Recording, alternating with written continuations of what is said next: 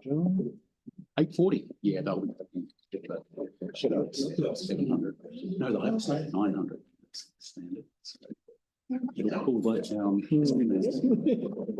we do our karakia. Kia ora koutou. Welcome along everybody to our Waipapa Papanui-Innes-Central Community Board meeting today. We'll start the meeting off as always with our karakia, so I'll ask everybody to stand. The words are on the screen. Whakataka te hau ki te uru, whakataka te hau ki te tonga, kia makina kina ki uta, kia māturatara ki tai. E hi ake ana te atakura, e tio, he luka, e hauhu, tiki hei, mawhiuka. Thank you. Just a heads up before we start, this meeting is being live streamed, so remember that when you are speaking.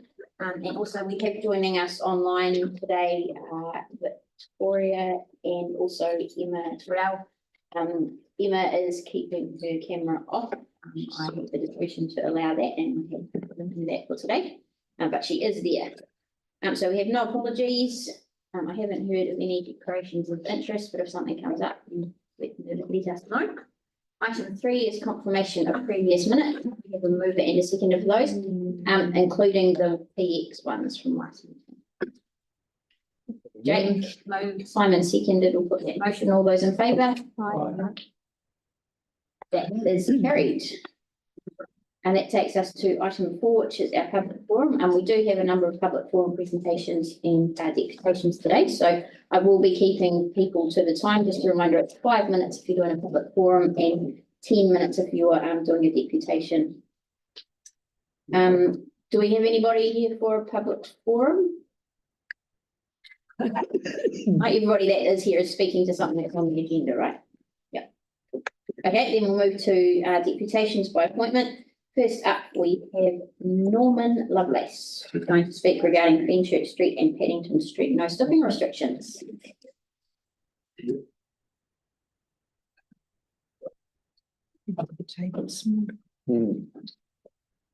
Welcome along. Thanks for taking the time. Can everybody hear me? Was this working on? Oh, When it's read, it's on. it's on now. There we go, we can hear you now. Everybody Loud and can clear. hear me. Yep. Okay. Good afternoon, ladies and gentlemen of the community board. It's a pleasure to be here.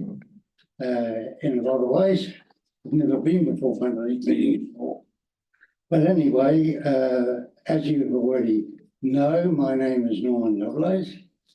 I'm 84 years of age and I've lived in Fenchurch Street for the last 58 years. So I know quite a bit that goes on around the street. But mainly, let's face it, we're looking here at what's happening in Fenchurch Street. Now, what has actually happened is that we have Pack and Save and we have Marion College. Now, Pack and Save, when they were at Northlands, they used to have a set amount of parking for their staff. But of course, moving up to where they are now, then their staff is about double what they had at Northlands. Now, when they were at Northlands, the area, if you went in off Sawyer's Arms Road, was on your right-hand side as you went in. Now, they did pay a certain amount, I don't know what it was, to have a park in there. If you didn't want to pay, you didn't get one. It's as simple as that. But up at the new Pack and Save, which I have been through it, it's about 3 times the size. I don't like it and I don't go back there. But anyway, we've then got Marion College, which is backed onto the part of foodstuffs at the back. I think they've used a wee bit of the foodstuffs with their roof, as far as I'm aware. But anyway, Marion College, which I think is the main one, as far as this is concerned, parks their cars all in Benchurch Street, around the other streets, whatever the case may be, and there's a many amount of them. I know because I've been out there and I haven't said a word, but I've seen the girls get into the cars. So I know that they're students that do it. But anyway, there has been a couple of near misses already with them there. And on my place where I'm on number 12, which is right on the corner of Penchurch and Lambeth, and then just over the road, 20, 35 feet, there's Paddington Street. So in other words, you've got, I can show you sort of like that, and then like that. And you've got cars both sides of the road. And it's crazy. If I want to get out onto Penchurch Street from my house, firstly, I've got to back down my driveway, as most people do. And the first thing I've got is 4 cars on Lambeth Crescent and 4 cars opposite where the house was demolished. And then there's cars further down Lambeth Crescent. So if I want, well, I've got to do it, whether I like it or not. To get out, I've either got to go right out to about 2/3 of the road before I can see any traffic coming down Lambeth Crescent. And then I get the same thing when I get to Penchurch Street to turn left to go down, say, to the Main North Road. I've then got 3 cars on that side of the street, and then there is 3 cars on the other side of the street. Now, you cannot see any traffic coming at all. It's impossible. So what I do is I then have to move out to over halfway again so that I can see if any traffic's coming.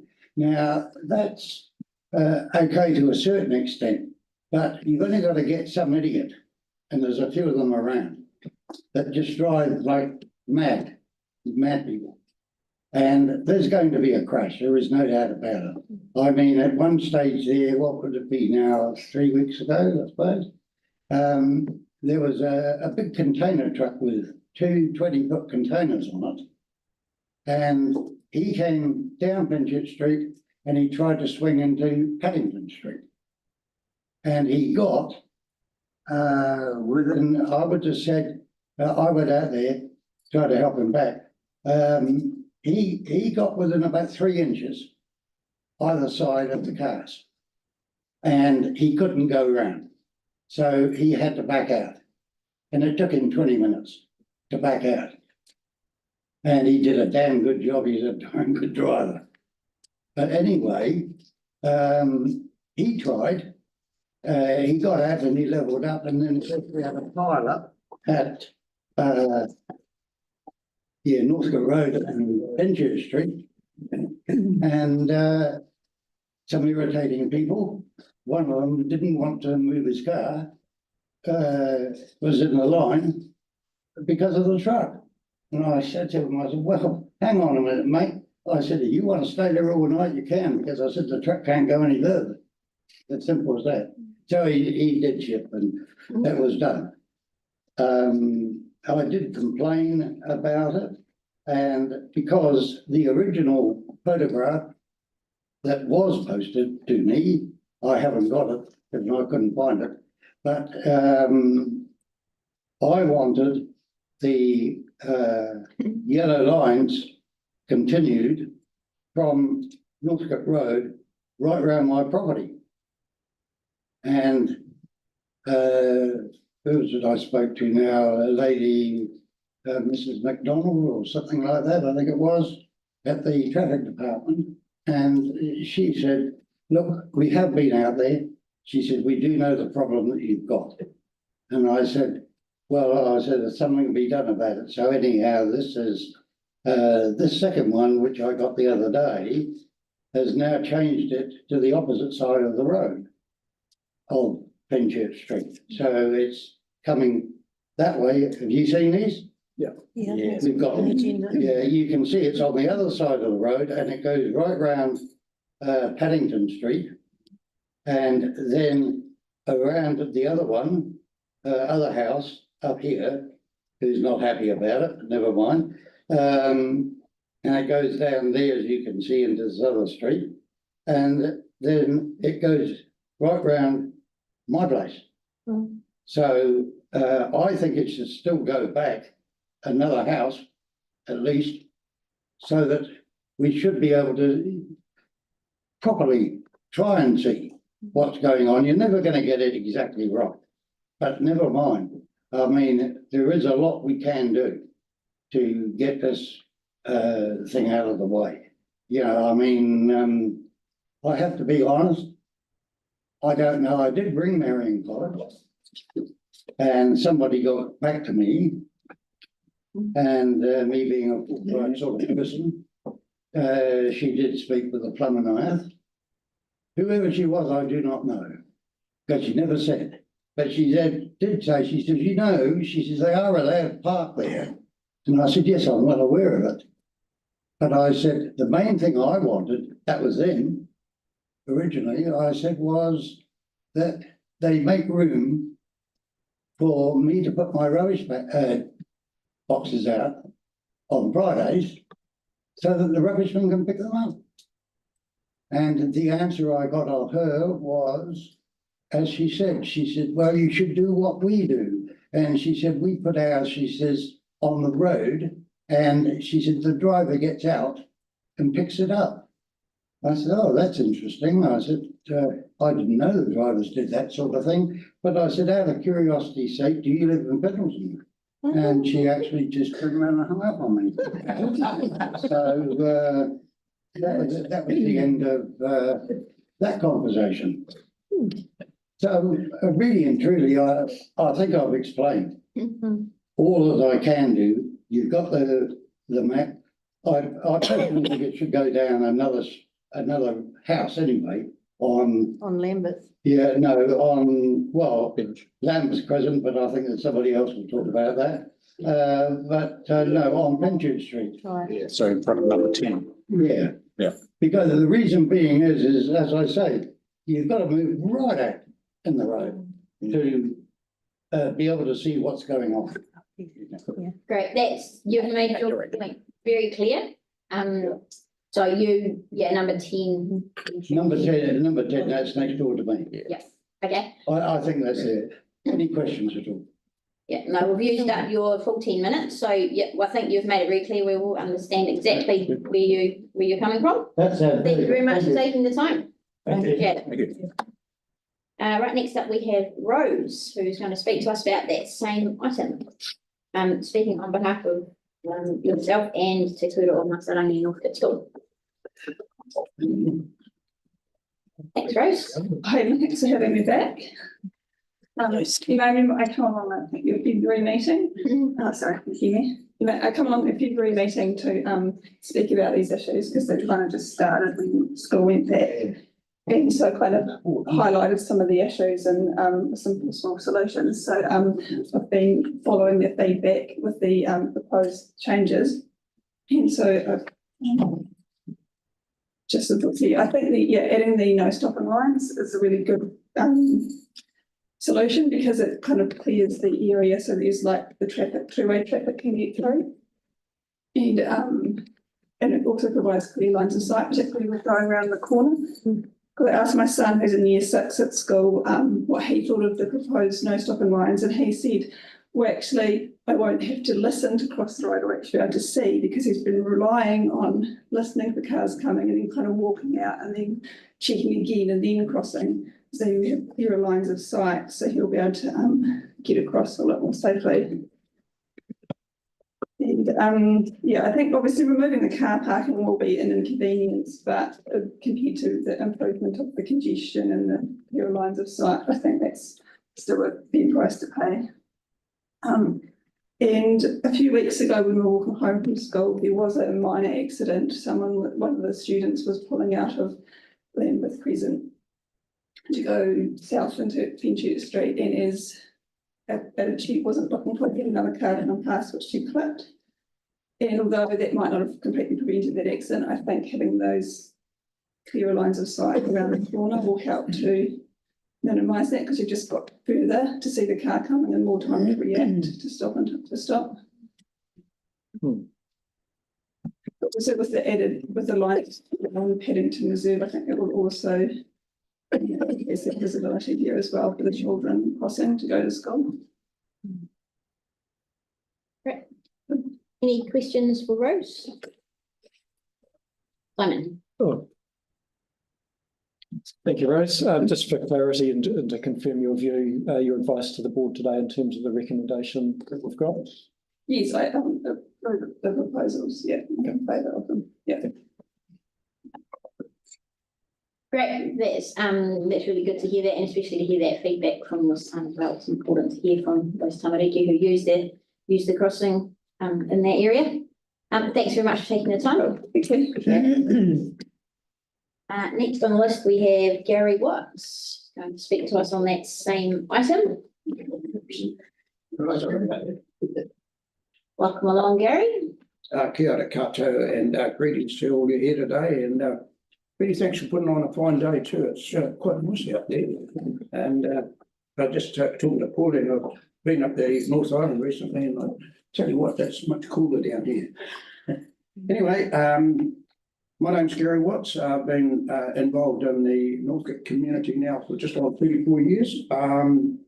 In those years, I think 26 years, I've been in charge of neighbourhood support, and my involvement is quite comprehensive. It's quite a colourful area sometimes. I've been involved, I think I've called out armed offenders out several times, and I've actually helped a lot of people in the street. But I enjoy it because it's so nice and close to the mall, it's close to the redwood shops and everything like that. I find it a really convenient place, even though, you know, we have a few drug dealers, but, you know, that sort of goes around a lot of places. And I know exactly where they are, but they don't do me any harm, and I make sure they don't do any harm to our local neighbours. So that's one good thing anyway. There's a few concerns with this, and I'm going to pass some, there's quite a bit of information here for you to go through. So I'll just pass it around for you. So you can go through, because I've been following this up for about the last 2 years, because it's been quite a concern for our local community to know that we've had a new school, Marion College, which has got 400 students, and they don't have an availability for any of their car parking there at all. I've looked in the school, they have land on Lydia Street, which is owned by the Catholic Diocese, and they refused to actually use it. There was houses actually knocked down there. I think their future use, they want to use in boarding facilities in the future there. So we had a bit of loggerheads with there. The other thing is too, I'm a bit concerned about things that haven't been maintained and upgraded in our local area. Now, this has been going on for quite some time. If you go through the PowerPoint presentation that I did to the council here in 2014, there's been no notice taken of that at all. Gary, so I'm just going to interrupt there. Just a reminder that you're speaking today on the item that's on our agenda, which is. Yes, I'm getting to that, yeah, sorry. Cool. As I said, we've had a huge increase in population around the area, and of course that is increasing the volume of traffic going around. So that's a really serious concern. The congestion that Mr. Lovelace has mentioned about the parking, we have cars, and I'll just give you a demonstration of what it's like. You've got cars parked there, you've got cars parked there. Now, if it's a narrow street there, people actually can't if you've got children that are going across to go to the park, if you've got another car parked behind there, you cannot see, got another car parked behind there, right up close. How are children supposed to see that if they're going over to the park? So my proposal is, well, I'll get to that in the finish, because I've got quite a few more proposals to go through. The other thing is too, we must say that when Pack and Save did a resource consent, they went through the RMA. Now, the Commissioner made strict recommendations, that the streets would have to be safe. Now, they actually haven't been set, and I've actually got a lawyer at the moment who's following that up for the RMA. If there's breaches of that RMA regulation, it might come to court action about you not doing things around there properly. And this is a concern. This has been ongoing concern. I've mentioned that in my PowerPoint presentation 2017. So anyway, I'll carry on. I've got that on my chest. So those are things. Now we're sort of going backwards with a lot of these things now with this increased population, which has only occurred over the last 2 to 3 years. In that documents that I've seen around, you'll notice that there's nearly 200 new units gone up with Clonora. Most of those units have actually got residents that have got cars in them. So we've got an increase in population. We've got narrow streets. I'll just forget what the dimension is. And we've actually got congested streets all around. So what's council doing? They've made an indication, was about over 12 months ago. They said they were going to put in 30k speed limits around the area. Nothing's happened, and it's been passed by the council. I'd like to know the reason why it hasn't been enforced by the traffic section. So there's a lot of things that you need to go through to the transport section. They've dipped us around big time, and we're not happy about it. And that's why a lot of people, in one of the letters, it says that the head of the transport section, he said, "Oh, we've had no more complaints." The people have had enough, because every time they do complain, nothing happens. And it's very sad. But anyway, I got some suggestions on how you can improve it. Now, you're not going to like this because there's a whole lot of suggestions here. Now, I'll go through them. I'd actually like you to write them down, please. So first of all, the no stopping lines. Intersection Northcote Road. We've got intersection of Fenchurch Street and Fenchurch Street and on Northcote Road. We'd like the no stopping lines to go only on one side, on the east side, to go right from the corner, go down to Lambeth Crescent. The next one is, we've got another one on the corner of Lambeth Crescent. We believe that there should be a little bit more extension and length on that one too as well, further down Fenchurch Street. Gary, can I ask who you mean by we, just so we know who you're talking? I beg your pardon? You said we want and we think. Could you just explain who that is, just so we know? Oh, sorry. That's all right. As I mentioned before, I'm in communication with the residents around the area all the time. Thank you. So I have a big involvement. Sometimes I just knock on the door and look at some of them here today. That's good. You've answered the Yeah. question. Thank Yeah, you. sorry. Sorry for the confusion for that day. We also got corner of the Lambeth Crescent, as I mentioned, corner of Paddington Street and Fenchurch Street. There should be no stopping lines there. Corner of Ealing Street, there should be no stopping lines there. I've mentioned the corner of Camden Street. The Paddington Park one, we'd like the no stopping lines to go along adjacent to the park. The distance that the park is there, the entrance in both ends of the park, just on the one side, that will mean that people can access the park from the Paddington Park side. Okay, right. Now, give way intersections. We'd like one on Lambeth Crescent, Paddington and Fenchurch, Ealing Street. On the intersections, we'd like one further on Tuckers Road and also the one on Fenchurch Street. We'd like one also on Uxbridge Street and Tuckers Road. So as you can see, I've lived in the area for a long time, and I know I'm actually a consultant as well, and I'll put these things through to the council. Now we'd like some pedestrian crossings, as I mentioned.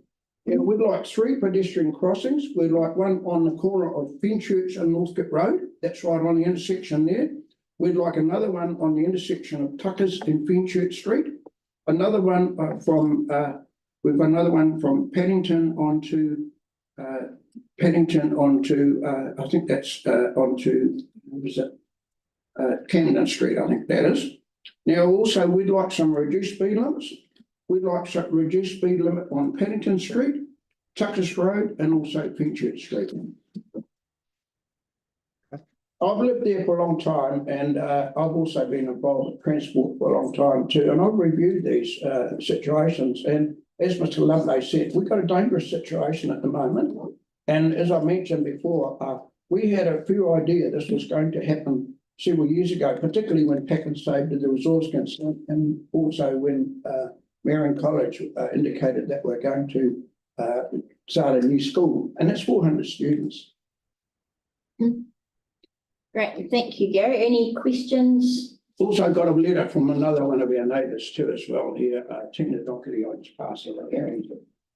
Can I ask you a question? Hang on a minute. In a minute. Oh, Are there any questions from board members? no. No. Okay, thank you very much for coming along and presenting, Gary. We do appreciate your local knowledge. Thank you. Appreciate the visual aids. Yeah, well, I do that in front of select committees when I go to Parliament too, and it actually gets them awake. It keeps them awake. Thanks.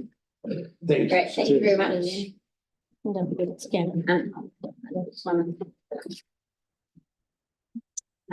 next on the list, I have, it's Clayton Nevin. I've got you down. Are you going to speak? Yep. Right, so this is on the same item, Same St. Church, Eddington, yeah. Thank you for allowing me to speak. I'm in submission in support of Gary and his ideas proposals.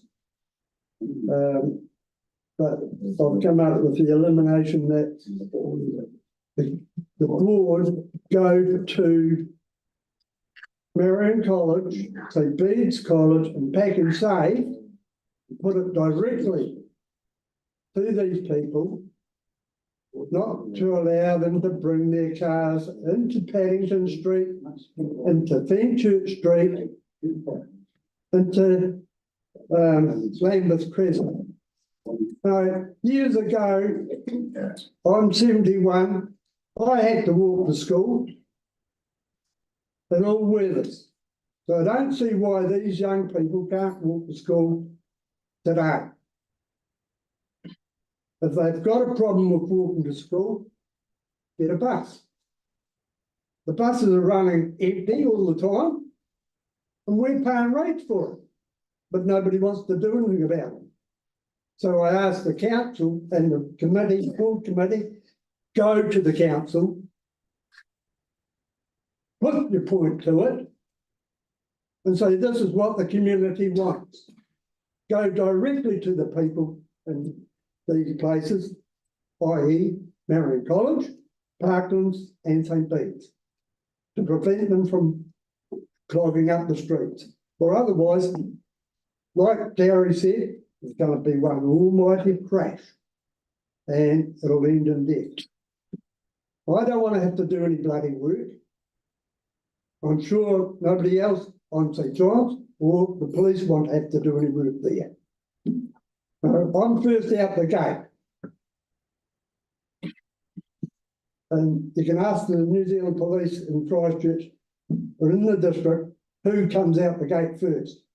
I'll put my hand up. It's like all the robberies in the place. I put my hand up, I'm not afraid of anything. So I asked the community board, go directly to them. They haven't got the teeth to do it. Stand down. That's all I have to say. Thank you. Great, thank you for your time. Just before you leave, can I just ask a quick question? So you've seen the proposal with the no stopping Yes. No stopping line. But Are you supportive of that? Do you think that will help? no. No? The only way it'll help, that can help, is that you go directly to these people through the council and ask them to prevent their cars from being parked on Paddington Street, Uxford Street, not Uxford Street, Fenchurch Street, Lambeth Crescent, because that's where the problem lies. Okay, you've made that clear. Thank you, Ellie. Yeah, no, I had a question for you too. I think in an ideal world, what you're suggesting is probably great. And I'm not dissing or dismissing your idea. How do you stop people from parking? Do you ban them? Do you? No, you don't need to ban them. You need to put information forward to them, to Marion College, St. Bede's College, and Pack and Save. And they come together like we are here today and talk it out. And you appreciate that that may not actually achieve anything? I'm That just- should achieve something. Okay, all If right, it doesn't, please come and get me. okay, And I shall ask them why they're going against the problem. okay. No, that's good. Thank you for your. Because if they're not going to abide by what's in the community, what's the use of us being here? All right, thank you for your. Thank you. Thank you. Thank you very much. I'm sorry, we can't, Oh, you can't do you've had that. your turn, sorry. Oh, okay. We can't, have input from back there. Next up, we have, Jack Halliday is going to speak on behalf of Greater Otasahi regarding the draft South East Central Neighbourhood Plan. Welcome along, Jack. Kia ora, everyone. So I'm here on behalf of Greater Otasahi. So we're a group of residents around Christchurch who care about housing choice, transport choice, and vibrant connected communities. So I don't have too much to say about the South East Central Neighbourhood Plan. It's a really good plan, and it's really important that we get these things right as we develop our communities and develop them up. I do have some points that I want to add emphasis to. So the main problem in the area is that there's very low amenity. It's very low canopy cover. The streets are quite wide, they're quite fast, and it's not so much built for people, it's built for industry. So how do we go about converting that? So I'll just separate it up into two parts. So there's the public realm and then there's the private sector side.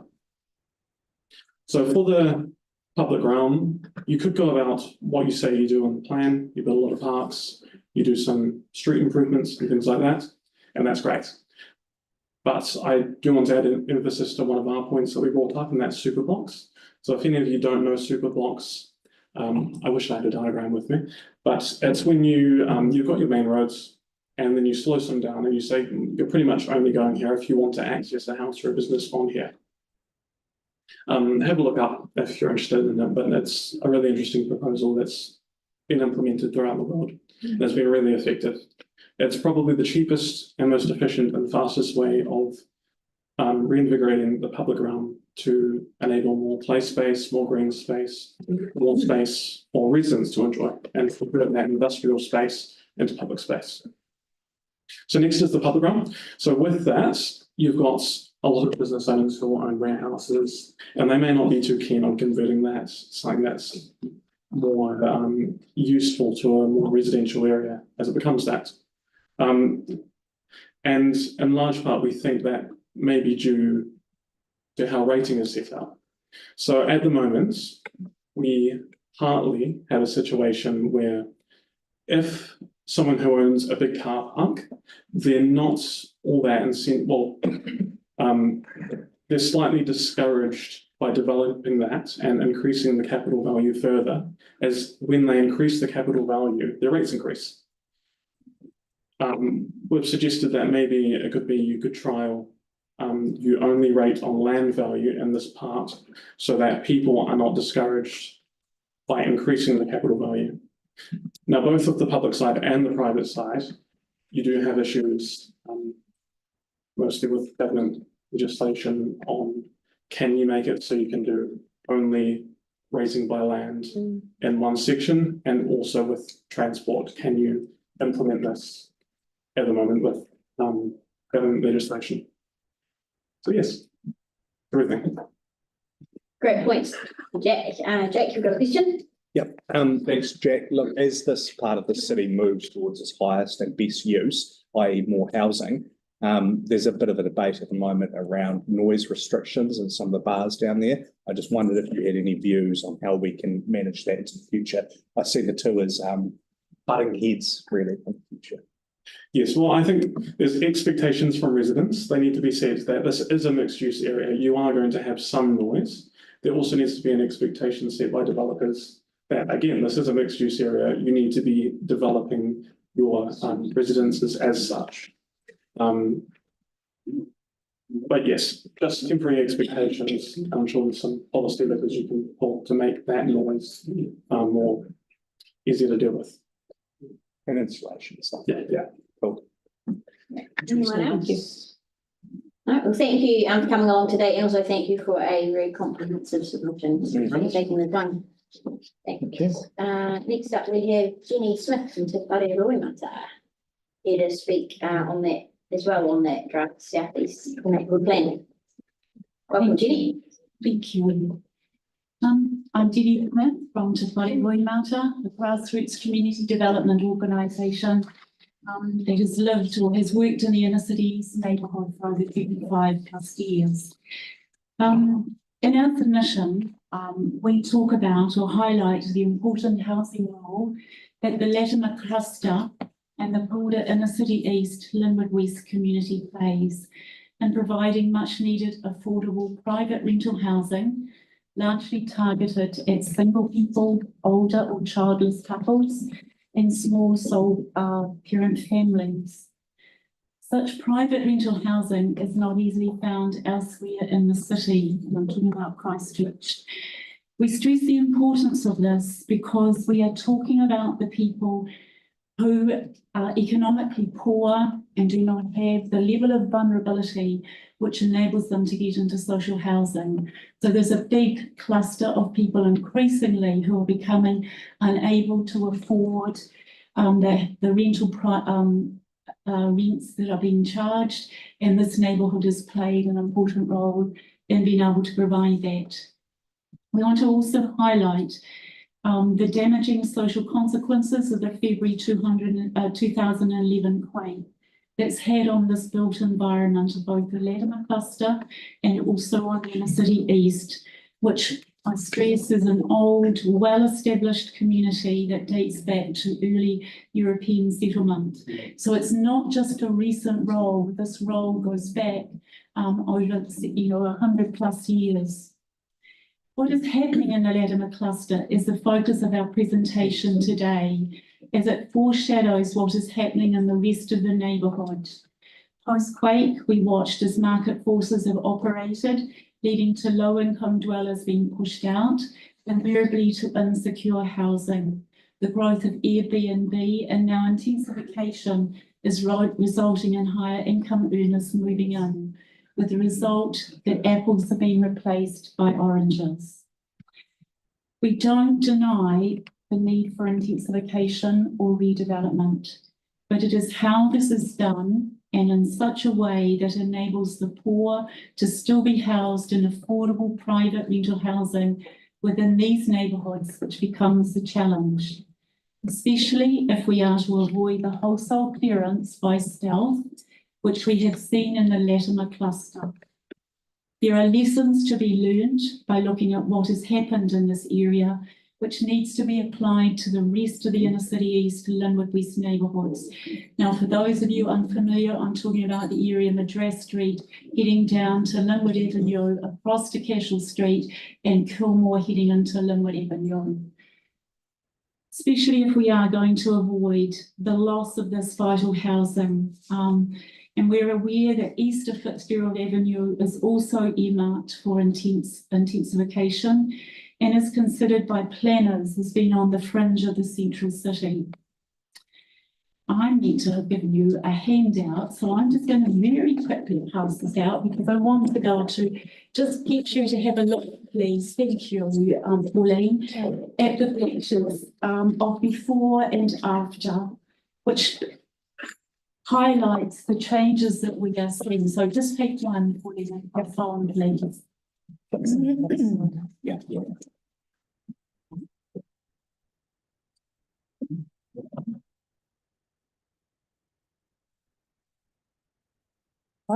So you will see on the bottom left-hand side, Worcester Street as it looked pre-quake, the old bed sits.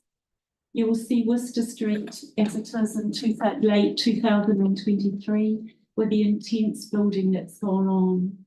You'll also see Hereford Street, close to where the City Mission is, where the old bed sits, were traditionally there. And if you look today, you see the intensification of housing that's gone on.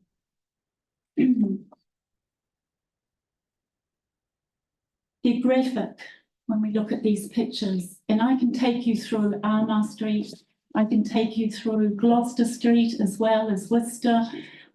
Barbados Street, you can see the before and after, the contrast. So what are the learnings then?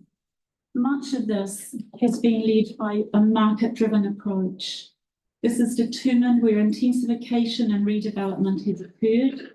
It has resulted in patchy ad hoc development. While supply has increased, it has not reduced the social inequalities. Not one of the private developments has been targeted at replacement low-cost housing in the Latimer cluster. The evidence shows that the market directs intensification towards area where lower income groups live. As its where property is lower, it has forced low-income people into housing insecurity and into homelessness. It is a feeder to homelessness.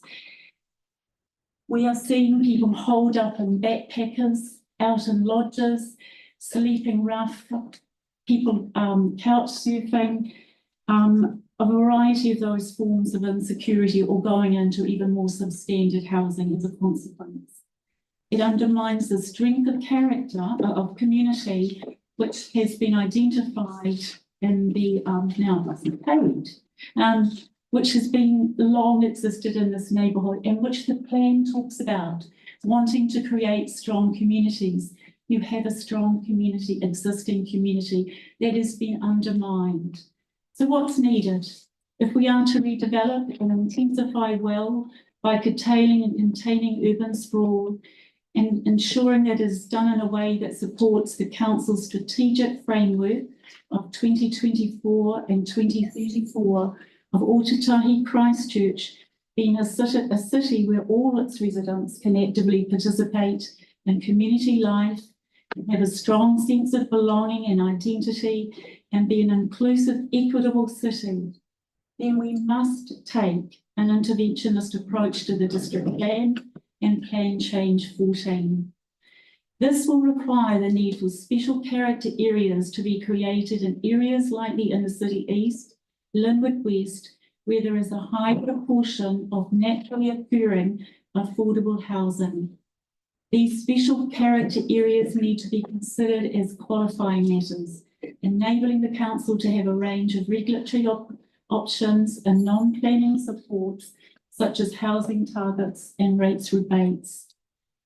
We can do this to protect trees, character, heritage, and other important environmental matters.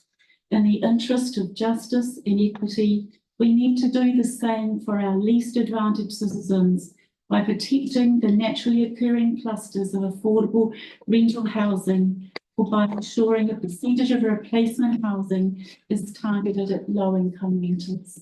Thank you.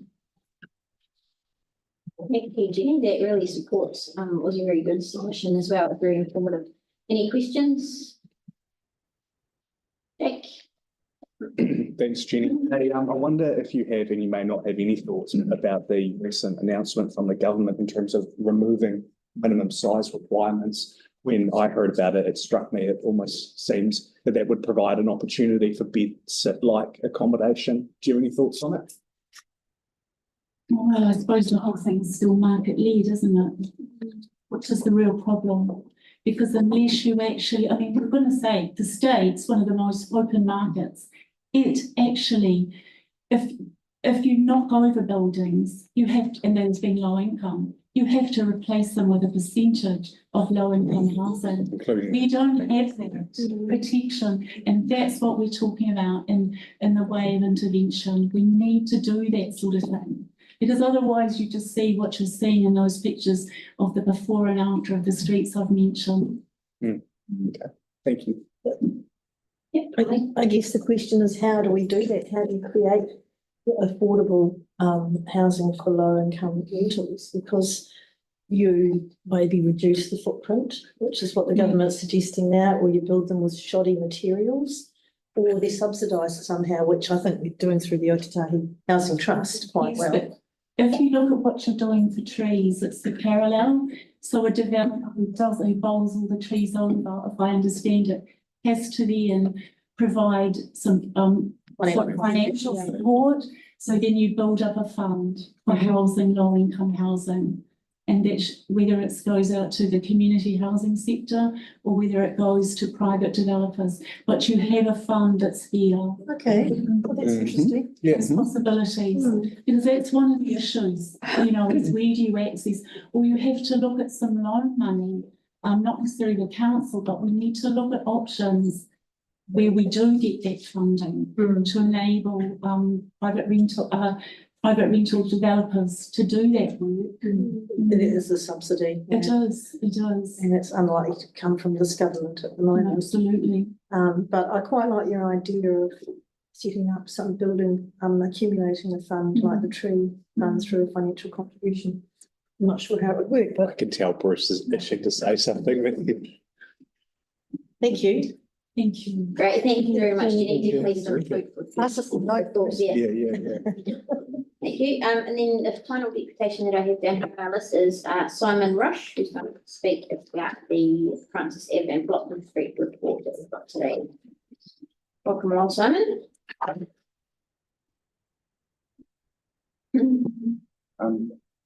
Good afternoon, Chairperson, Board. My name is Simon Rush. I'm a homeowner resident of Flockton Street, where I live with my wife and 7-year-old son. I also have 13 years of experience with a large global civil construction technology company.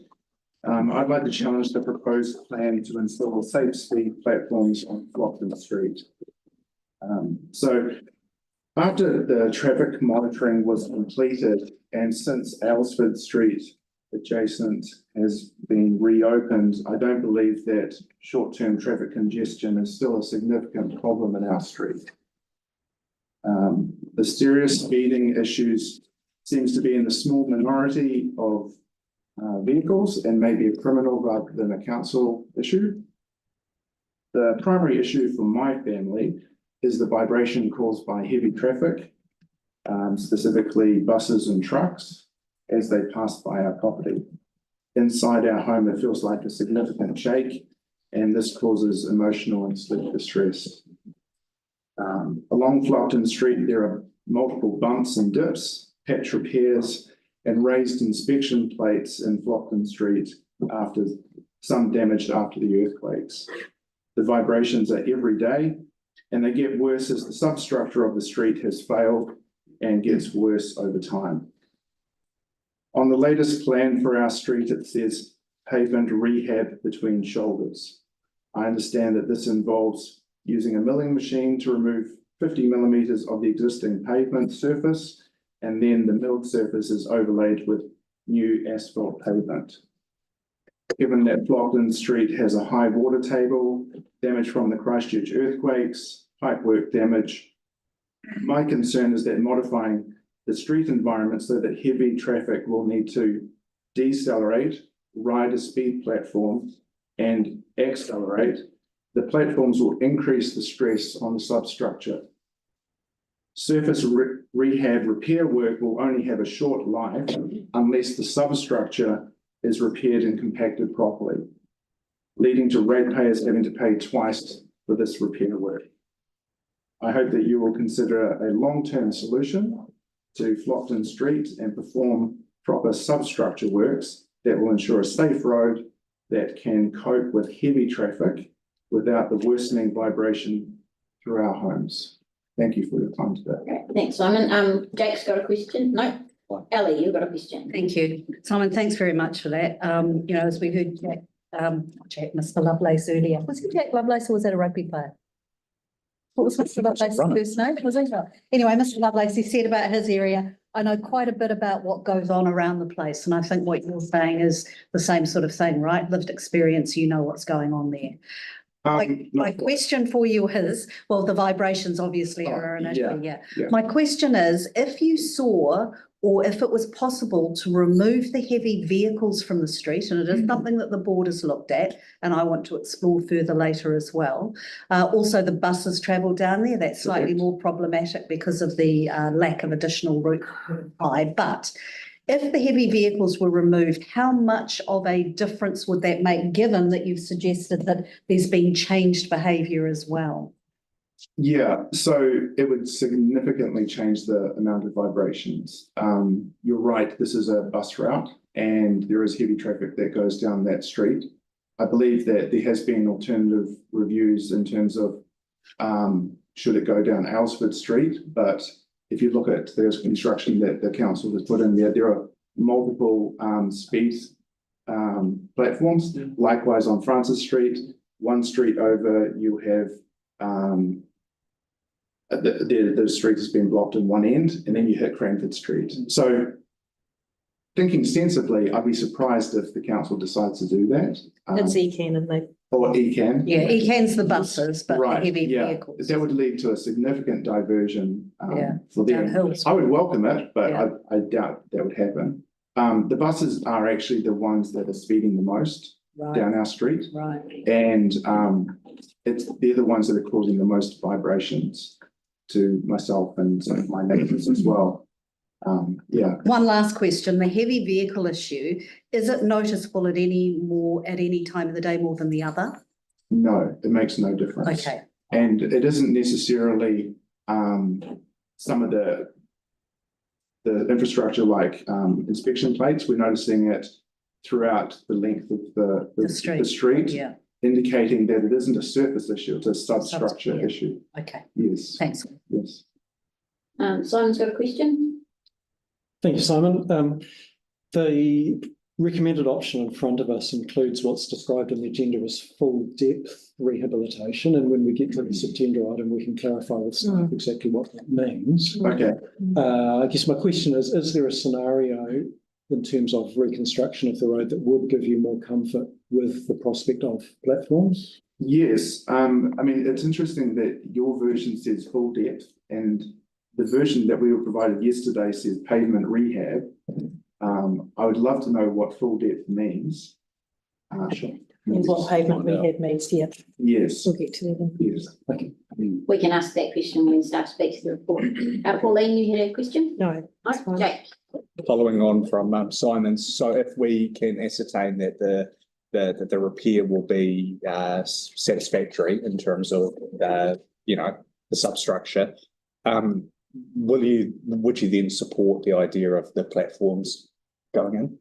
Or would you still? I don't believe that the speed platforms would be productive either way. So there have been multiple trials where we had chicanes installed and they made no difference to the speed of traffic. Likewise, we already have 2 speed platforms. So I don't personally believe it would be productive to the council to spend money to solve a problem that may not exist. Right. The fact that there has been an easing of traffic down Flockton Street because now Alresford Street has completed its roadworks means that a lot of the data that you may have on traffic monitoring may be obsolete by now.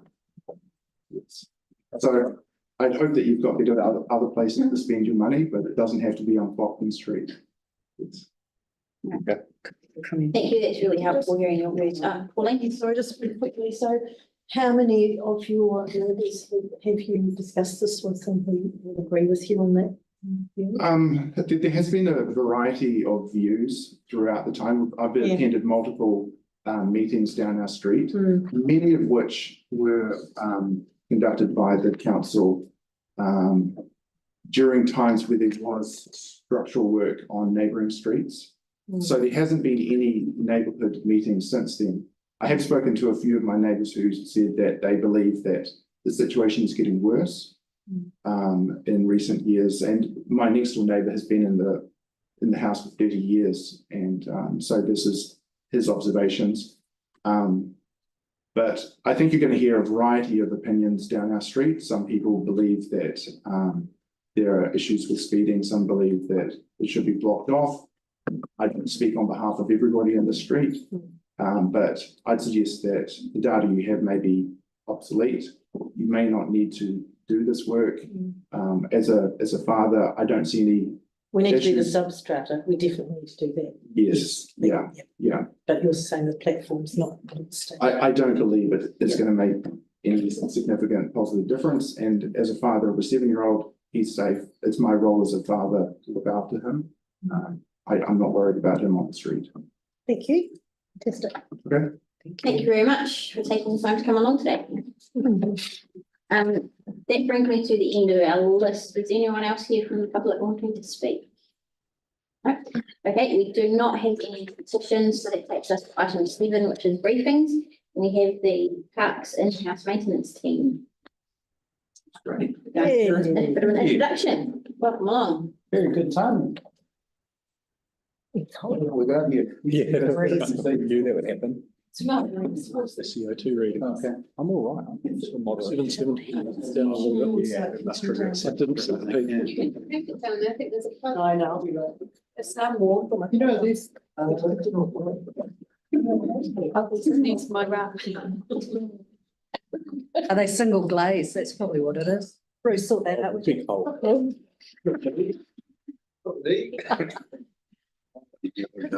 Yeah. It's nice to have them. Kia ora, everyone. Al Hardy, I'm the manager of community parks, and we're here for a little meet and greet. I've brought a core operational team that's going to be serving your area. For those of you guys that aren't aware, the council and some, the elected members are here today and on the big screen. Vic, you guys made a decision to bring all of parks maintenance in-house. We were going to have an end of the contracted services on 1 July anyway, and we presented a variety of different options to the council, and they had the appetite to bring in services to hire staff and buy equipment and do it ourselves, basically. One of the provisos there was that we built small teams aligned with your community board areas. So I've got some lovely new faces and some older faces that have been working in parks for quite a while. It's interesting, back in 2015, when I started as kind of an operations manager, managing the then 3 contracts, there was myself and 3 area supervisors basically running behind the contractor, trying to get the best out of the money that we were putting towards that service, and also answering the questions of residents and elected members. So this will hopefully remove one buffer or one wall from there. And hopefully what we'll do with the new teams, and I'll let you, Kim, introduce the rest of the squad, but they'll be out regularly in your parks, and hopefully we'll be making relationships with residents. We will ask for a little bit of forgiveness up front, because we'll be the victim of what we don't know. And what I mean by that is that change is hard. I know when we changed contractors back in 2015, there was just natural apprehension of how one contractor did, approach the park or a reserve as to maintenance. The time they showed up, if they showed up, how they mowed the grass. Did they empty the bin while they were there, or did they leave it and somebody else came later? So there'll be slight differences, I think, that residents will see, but we'll work through those issues and hopefully make things better. But enough of me. I've got a new operations manager for this team. We've broken the city into 2 different depots, and right now we're working out of a temporary depot in Cable Street, which Kim runs. And I'll let you introduce yourself soon. And then we've got we're nestled in with 3 Waters at Pages Road, sorry, right now, operating kind of on an east and west. So we service the city from both depots to try to minimize traffic and hopefully reduce emissions. And there's just so much new going on with that. We've electrified the fleet. So we've got about 70% of our gear, mowers, line trimmers, blowers, all that stuff is electric. So it's been quite an intense time getting everyone trained, getting all the gear working and in the right place and safe. And this is what your team's been busy doing. So I'll shut up for a minute. Kia ora koutou, my name's Kim. I have recently moved down to Christchurch from the Waikato, that's where I'm from. I'm born and bred. I've got about 8 years of experience in the parks industry, and yeah, I've been at Christchurch City Council for 3 months now, so we're very, very busy and it's a very exciting time. You'll wait for spring. I know, I am looking forward to it, I love a challenge, so. You heard it first. Yeah. Al touched on asking for forgiveness. I'd like forgiveness, but what I would like most is communication going forward. So please do not hesitate to reach out to me or my team. We are here to talk with you guys on any issues around parks maintenance. Just to be clear on perhaps maybe some of the things that we look after, so you know who to come to. So we look after the emptying of rubbish bins within the parks. We clean the drinking fountains and barbecues within our parks. We do the mowing and the garden maintenance and the agrochemical application, so the weed control as well. So if there's anything in that realm that you guys have concerns about, please do come and have a chat with me. More than happy for you to have my email address, and yeah, I'm happy to meet on site and have those conversations with you. And I know that sounds a little bit crazy, but I would love to spend more time building a strong relationship with you guys in the next couple of months. So yeah, I'm really hoping that we can work together to deliver some better outcomes in your parks maintenance, and yeah. So we would communicate through Yeah. Yeah. Yeah. directly. But yeah, not directly, but yeah, if there are any issues or any customers that are concerned, yeah, please do let us know. And we do encourage, as usual, to have your customers use, the call center and snaps and so on. Absolutely, yeah. I appreciate that can be a little bit difficult sometimes for some residents, or they might want to discuss things. So, yeah. Like I said, I'll shut up now. I'll let my team introduce themselves. So tonight we've got Cassio here. Cassio is one of our team leaders, and we also have Anshu, one of our wards. So you might need to talk to them. Okay. Hello, everyone. I'm Cassio.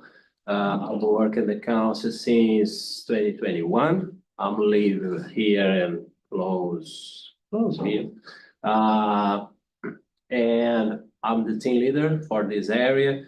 So I'm the guy who have to make the job done good and quickly as possible.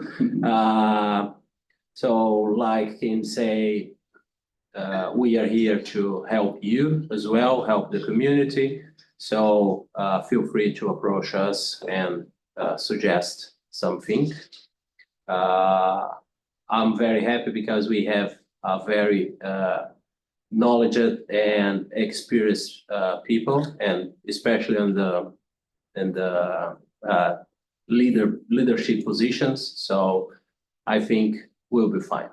And Anshu is one of our supervisors here. Hello, everyone. My name is Manshu, and I'm working as a supervisor for Central and Innes. And I've been in council from almost a year now. And yeah, I'm looking forward for this change. And I'm quite happy to serve the community. Thank you. Great. Pauline, you got a question? Yeah, where are you with volunteers in the community that want to get involved in perhaps one of the smaller parks? For instance, we've got the Norm Withers Reserve down here that was always attended. Where are you with that? I know it has its challenges, but. So we do have a whole nother team that looks after the development side of things with community partnership rangers that basically are there to engage the public that want to put hours out in our spaces, whether it's planting or we haven't gotten anyone that's really wanted to pull weeds yet, but we're working on it. Mulching, those types of product, even some people that do river cleanups and things of that nature. So yeah, the connections there. It's on Friday Gibbons' team. Right. And so would you say the community partnership, do they organise the planting days as well? That's like correct. The Lancaster Park one that's coming up. That's right. Yes. Yeah. Right. And do you get involved in that as well? We're going to have the whole team out there this time. Yeah. Right. Yeah. Fantastic. But it's great to have that flexibility, yeah.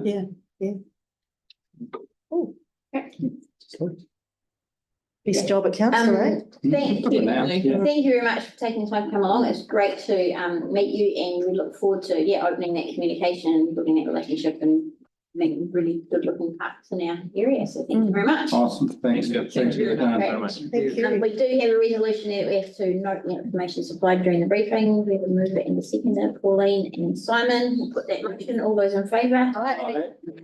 Is carried. Next we move on to our staff reports. First up, we have Fenchurch Street and Paddington Street proposed no stopping restrictions. Right through Sally Ann, and so Gemma.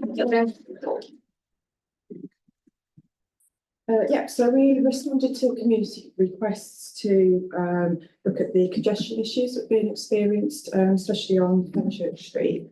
And so we prepared the report that people got. So I'll take that as read if you've got any questions. Ellie. You were here for the presentations from the. Can we just get some feedback on what you heard and some of the suggestions? And some of them clearly are not goers, to be frank, but some of them I'm wondering whether they might be something that you consider. Yeah, sure. So I've spoken to Gary quite a bit over the past few months.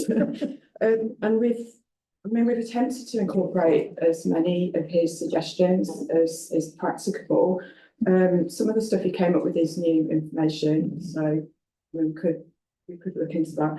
The broken yellows, bringing those down in front of Unit 10, that is something we could do. Because it's an intersection, people can really park there anyway. But that is something we can incorporate. Yeah, so his suggestion for the pedestrian island. Yeah, no, I'm more talking about where he was suggesting some of the yellow lines could be. He talked about flipping at one stage some of the the direction of what was being. Can you talk to that? Because I wanted them on the east. Yeah. We initially put them on the east, but because we had a heap of people come to us and say that they were having loads of issues with the actual intersection with Paddington Street. Looking at it and the issues they're having that Norm brought up as well around Lambert's Crescent, it made more sense to treat the intersections and keep it on the left-hand, side. We had a resident, I don't know if it was number 10 or 11, he also pointed out that there are less properties accessed off the west side. So by moving them onto the west, it actually affects access for fewer people. Oh. So we adjusted it based on the feedback we received from 2 lots of consultation with residents. I made sure that everyone that put a CSR in had received that as well. So that was people from the wider community that travel through the area. They don't necessarily live there. So I think we had 18 tickets altogether that came in, and I've consulted with all of those and let them know what we were proposing as well.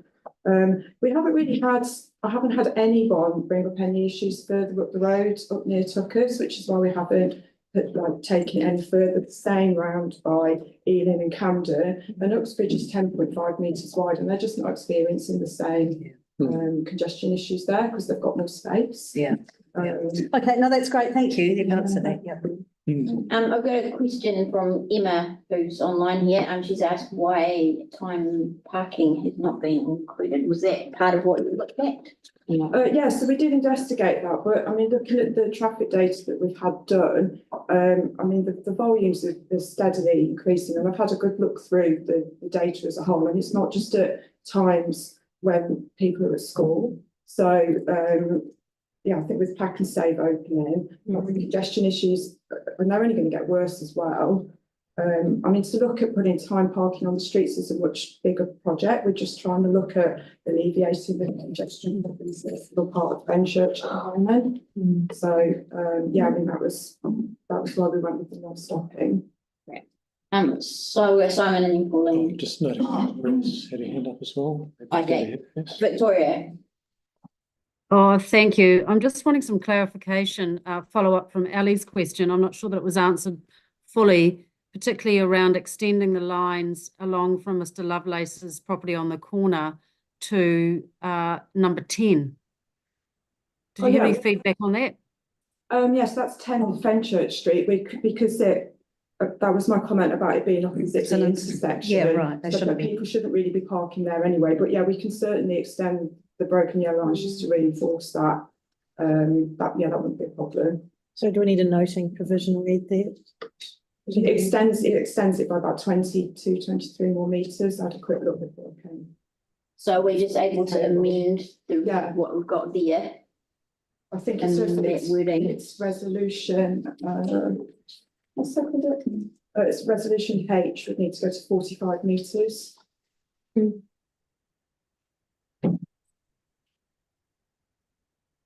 Thank you. Like to do something else. That was really mine as well, but also, did he include that in his submission? On the feedback? Mr. Lovelace. Extending it further down. No, because he doesn't have an email address, so we were trying to do it all by phone and post. So I sent him the initial plan, he phoned me, we had a chat about it. That was his, following on from his feedback and some site observations, was why we included the intersection at Lambeth. Yeah, but because we mirrored it, yeah, but that was. Okay, no, that's good. Just a process thing. Thank you. Just before we come to you, Simon, I'm happy to move it. But Simon, Jake will second it. Simon, do you have a question? Yeah, just a couple of quick ones. So in relation to that modification in number 10, I'm just checking, I guess, if we're running into any procedural issues around that. For example, has there been any feedback specifically from that property?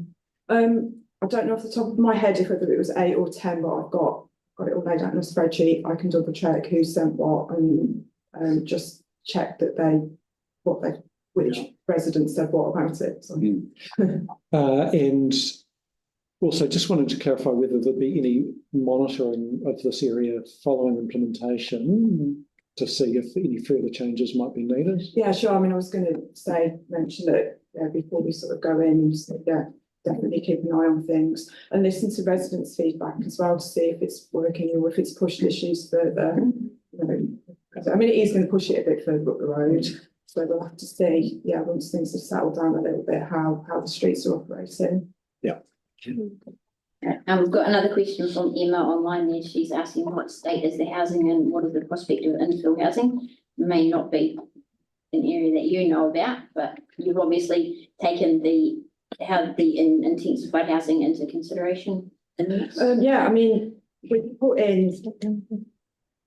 had to balance it between removing parking and trying to alleviate the congestion issues that residents are experiencing. So, I mean, the more broken yellow we put in, the more parking is going to be lost, the more pressure there's going to be on the little bit of road space that's there. So, yeah, I mean, we just have to see. I mean, we do tend to be a bit more reactive about things than proactive. We'd have to wait till the years go in and see how the road's working.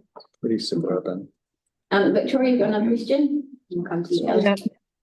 Thank you for that. Can I just clarify? I did go and see Norman Lovelace, the gentleman on the corner who presented to us today, and he took me on a walkabout around his property and showed me the neighbouring number 10 and said that he'd spoken to someone at the council, not sure who that was, possibly you, and you'd confirmed with him over the phone that you were happy to extend it. So he was of the understanding that it was going to be extended. Well, that's certainly when I last spoke with him. Yeah, so with it being within the intersection, people shouldn't really be, yeah, they shouldn't be parking there anyway. So, yeah. That's good. Yeah. Ellie? At what point, and you might not be able to answer this being a traffic engineer, but it relates to traffic. At what point does the number of vehicles and the change in the level of activity in an area, you might know this actually, necessitate the investigation of parking facilities? You know, I'm just thinking about Pack and Save, and I know that that's a huge car park, but it's always full. And you now have got a school there. You've now all these issues that we're talking about. At what point, if at all, does the conversation change then to where can parking be provided, either as a joint arrangement with people or a council provided option? I don't know. I think we'd have to defer that to our network planning Okay, colleagues. yeah, right. All we can manage is what was in the road space through Yeah, the sure. urban parking policy. Okay, And that's looking at the time restrictions and managing the area as a more holistic approach, I guess. yeah, okay, thanks, Jenny. So just to confirm, extending the lines down to number 10, in front of number 10, doesn't reduce the on-street parking any further. No. Yeah. But if you want me to just double check with or speak to the resident there so that they know that they're going in, I'm happy to do that as well. What you want me to do. Well, that's a good way of doing it. Say subject to it not removing any additional car parking. But we've just heard that the cars shouldn't be parking here anyway because it's illegal. That's why it doesn't. So it doesn't actually. Oh, I see. remove it. So That's why I was just wanting to clarify. Sorry, Emma, yeah. You can no, guarantee you're right. people are parking there. They shouldn't. Yeah, but it's illegal, so they shouldn't Yeah. be. It's not a real space, yeah. No. Yeah. Yeah. You don't want to critique illegals. No, that's not. Okay, so it's been moved and seconded. Yep. I'm assuming there were no further questions. No? I've got that right, Sally Ann? Number 45 H metres. from 20 to 45 metres? Yeah. Yep. Great, so we'll move into debate. Anyone want to speak to it? No? Okay.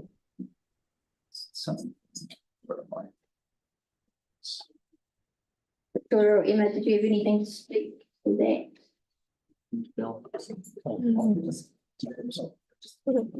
Yeah, no, okay, we'll put that motion, all those in favour? Aye.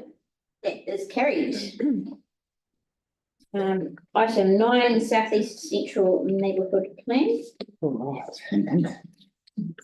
Welcome along, we've got Laura and Danielle. Oh, and Brett.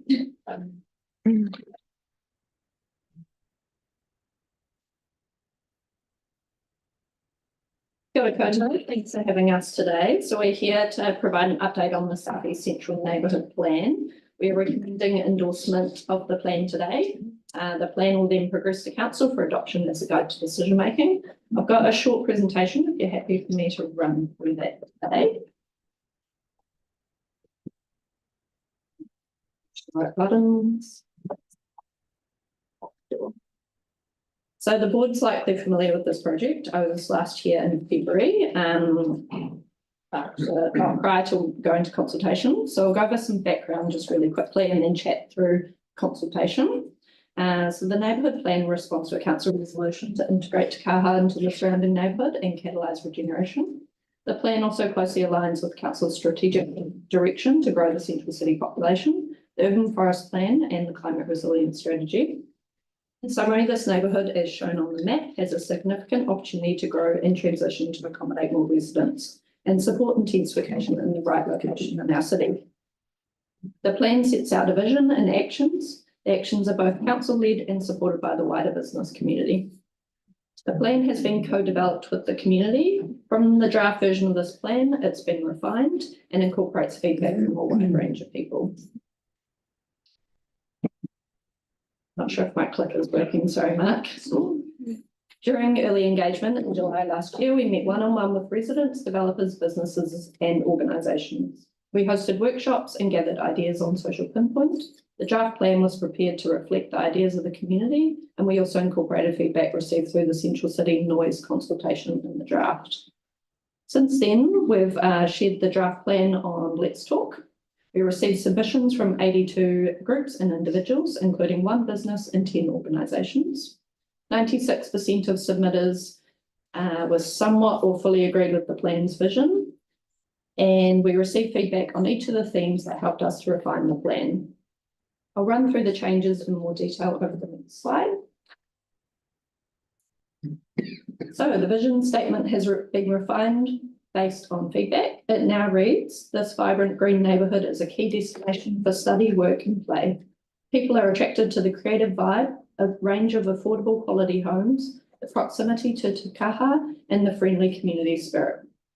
Feedback was positive around the overall vision for the area, and there's good buy-in from residents and organisations to deliver on this. We made the vision statement shorter to allow for it to be easily recognisable and made sure to include that this is a destination for study, work and play and the types of housing. We've also created new imagery showing the different elements that may be included in this neighbourhood in the future. Next Mark. The plan includes 5 key themes and a range of actions. This overall map shows some of the key moves. We've made changes to this map based on feedback and now have more certainty about the development of the Catholic precinct featured on the map. This will be another significant part of this neighbourhood. Key moves shown here include proposed green link, key streets for transport improvements, and the growth area in yellow where we expect to see the most development. Next slide, thank you. The first of the 5 themes in this plan aims to aid the transition to a good mixed-use neighbourhood. It includes actions around supporting a growth of everyday services, supporting existing businesses to transition to the neighbourhood. This action will be closely aligned to the Central City Noise Project. There was general support through consultation with people sharing the benefits of encouraging mixed-use development for improving walkability of this neighbourhood. We made some changes to the actions to show how we will support existing businesses. There was general support for quality housing outcomes and housing growth in this neighbourhood, including support for encouraging higher densities, seeing action on vacant sites, and encouraging affordable housing. Our role in achieving good outcomes is largely limited to support and advice, but we will also investigate incentives and partnerships. We will continue to meet with developers and housing providers to see how we can best support development. Submitters supported actions to increase tree canopy cover, creating new green space, and supporting greater resilience to climate change. Our priority over the next 1 to 3 years will be investigating opportunities in the area east of Te Kaha, shown here in the green shading, for new pocket parks and on-street greening. We'll be tapping into development contribution funding to deliver public open space, and we're growing our tree canopy cover through private development, transport projects, and finding one-off opportunities to add trees to streets. We also have a small capital budget to support greening. The theme, easy and enjoyable to get from A to B, received the most feedback. Out of 33 respondents, 28 fully or somewhat agreed that we've identified the actions to achieve this theme, whilst 5 did not.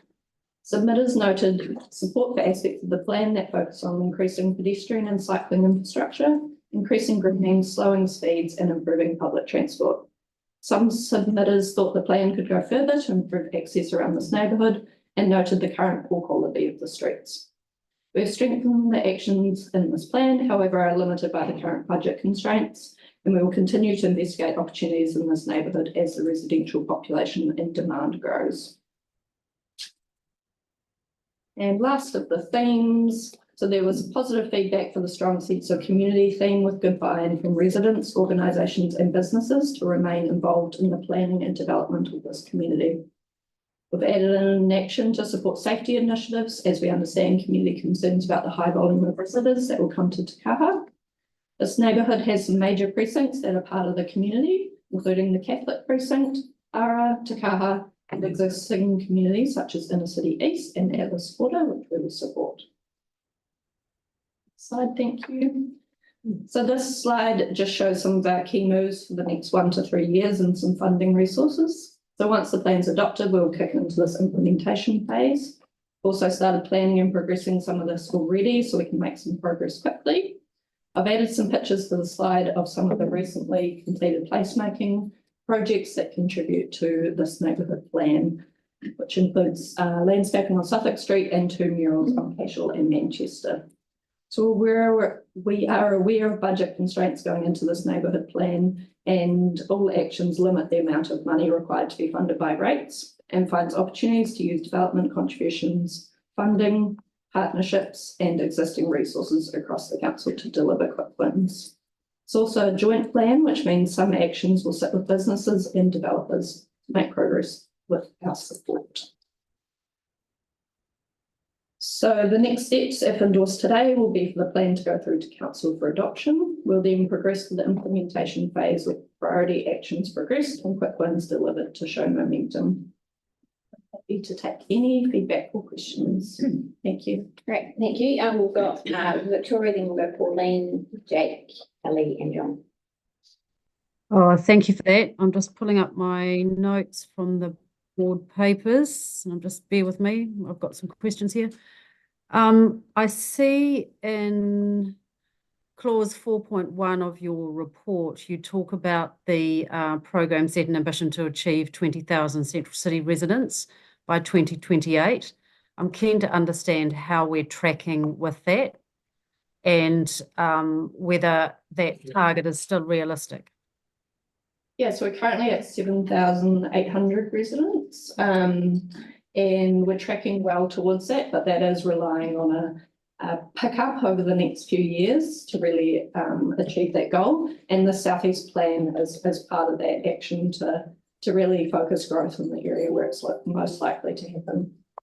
Perhaps highlight, councillor, the 20,000 was the result of the most positive scenario, and there was two other scenarios underneath that as well, which had lower numbers. But there's been a lot more focus on the higher level number in discussions on there, but we are making some good progress towards that. Thank you for that. My second question then is in relation to funding, and I noted you've commented on the funding restraints. I see in the paper that this is consistent with the long-term plan 21 to 31, but of course we've just signed off the 24 to 34. What funding is on budget in the recently adopted long-term plan for any of these works? Yeah, so we have the development contributions, which we'll be using for parks. So there's a catchment here for Central. There's nothing listed in your current LTP for transport improvements, apart from already existing works like Te Kaha, street upgrades. And we've got some existing funding, OPEX and CAPEX within the urban regeneration team to focus on this. But we'll monitor what's needed and put things into the next LTP if needed. Yeah. And I just note that the funding environment did change during the consultation process. So there was future funding in the earlier LTP that was given a lower priority through the most recent LTP, particularly in the transport space. So there has been a shift while the plan has been actually out for consultation. So we didn't change the plan to reflect that. It's something we'll need to be thinking about for future implementation and future financial planning. Okay, thank you. And I also note there's a reference in your paper about the placemaking initiatives, and there's current Enliven Places program budgets. It says up to 100K per financial year. Could you just clarify, is the Enliven Places budget for the whole of the city, not just this area? Yes, so it's for the whole city, and there's about 300,000 per year in that budget, but we try to divide it between our priorities, including vacant sites programs, suburban areas, and the city. So that's subject to change how it's divided up between priorities. Thank you. Look, my last question then is about the Catholic precinct, and I'm pleased you mentioned that because I can see from your consultation documents that you had some early engagement with the diocese, but of course at the time that you had that engagement with the diocese and that this pre-work was done, including the plan being drafted, the cathedral was to be built on the Armagh Street site. So now that the decision has been made to relocate the cathedral back to the Barbados site, has this changed anything, or does this change anything in your plan now that that site is to be fully redeveloped, whereas at the time that the plan went out early on in the early consultation, the church wasn't going to be there anymore? So I'm just keen to understand that. Yeah, so it's a great part of this neighbourhood, and we'll bring some new energy down to that part, and we've met with them and they're excited to play a part in how the wider neighbourhood evolves as well. So it doesn't change anything apart from them being an important part, and we'll continue to meet with them. Okay. Councillor, thank you very much. The draft version had identified that site as underdeveloped and unclear future site. That's been updated between the draft and the final to reflect that updated information that's come through about the diocese use. Okay, thank you for that. Great. Pauline. Yeah, look, I'm going back to the funding again. It was my question as well. On page 39, you're looking at the transport and streetscape improvements at around about 24 million. Could this have been timed a little bit better so we could have actually put a bid in for the LTP to have that funding there? I mean, it's come only days after we've signed it off. Yeah. Yeah, Um, otherwise, like waiting for another LTP, it's 3 years. yeah, the issue does come that this was, or in the existing LTP, the 21 plan. But when we're making recommendations as a whole, and it's not just a team on this project, but as a whole, we have to prioritise and we follow the broader guidance from council on that. And within the funding envelope available for particularly transport capital, which is where this area sits in, this was our lower priority than other jobs. So one of the things that we have explored and the head of transport and myself have been talking about and working through, so by the next LTP, is that we work out how we address these streetscape and amenity issues, because then they're generally not going to fit within a transport priority because of what they have to achieve, but they're still important.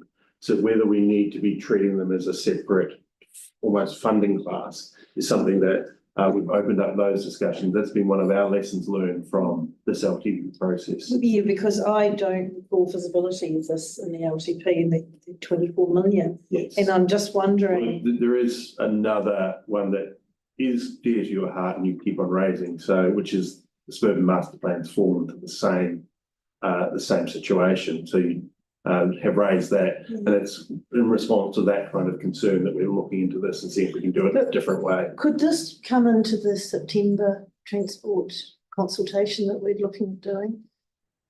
I'm not close enough to that consultation. I can take that on notice and have that discussion with Lynette and Brett. Yeah, because if there's a lot of the transport work here, it would come into, because we'll be reconsulting now that the government's changed the subsidy deal. So once we hear what they're definitely doing or not doing, as the case may be, we're looking at transport issues again. Happy to take that on notice. I think it'd be good.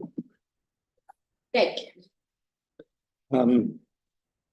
Same as I asked on one of the submitters, you were doing some work around noise limits and looking at potentially lowering them.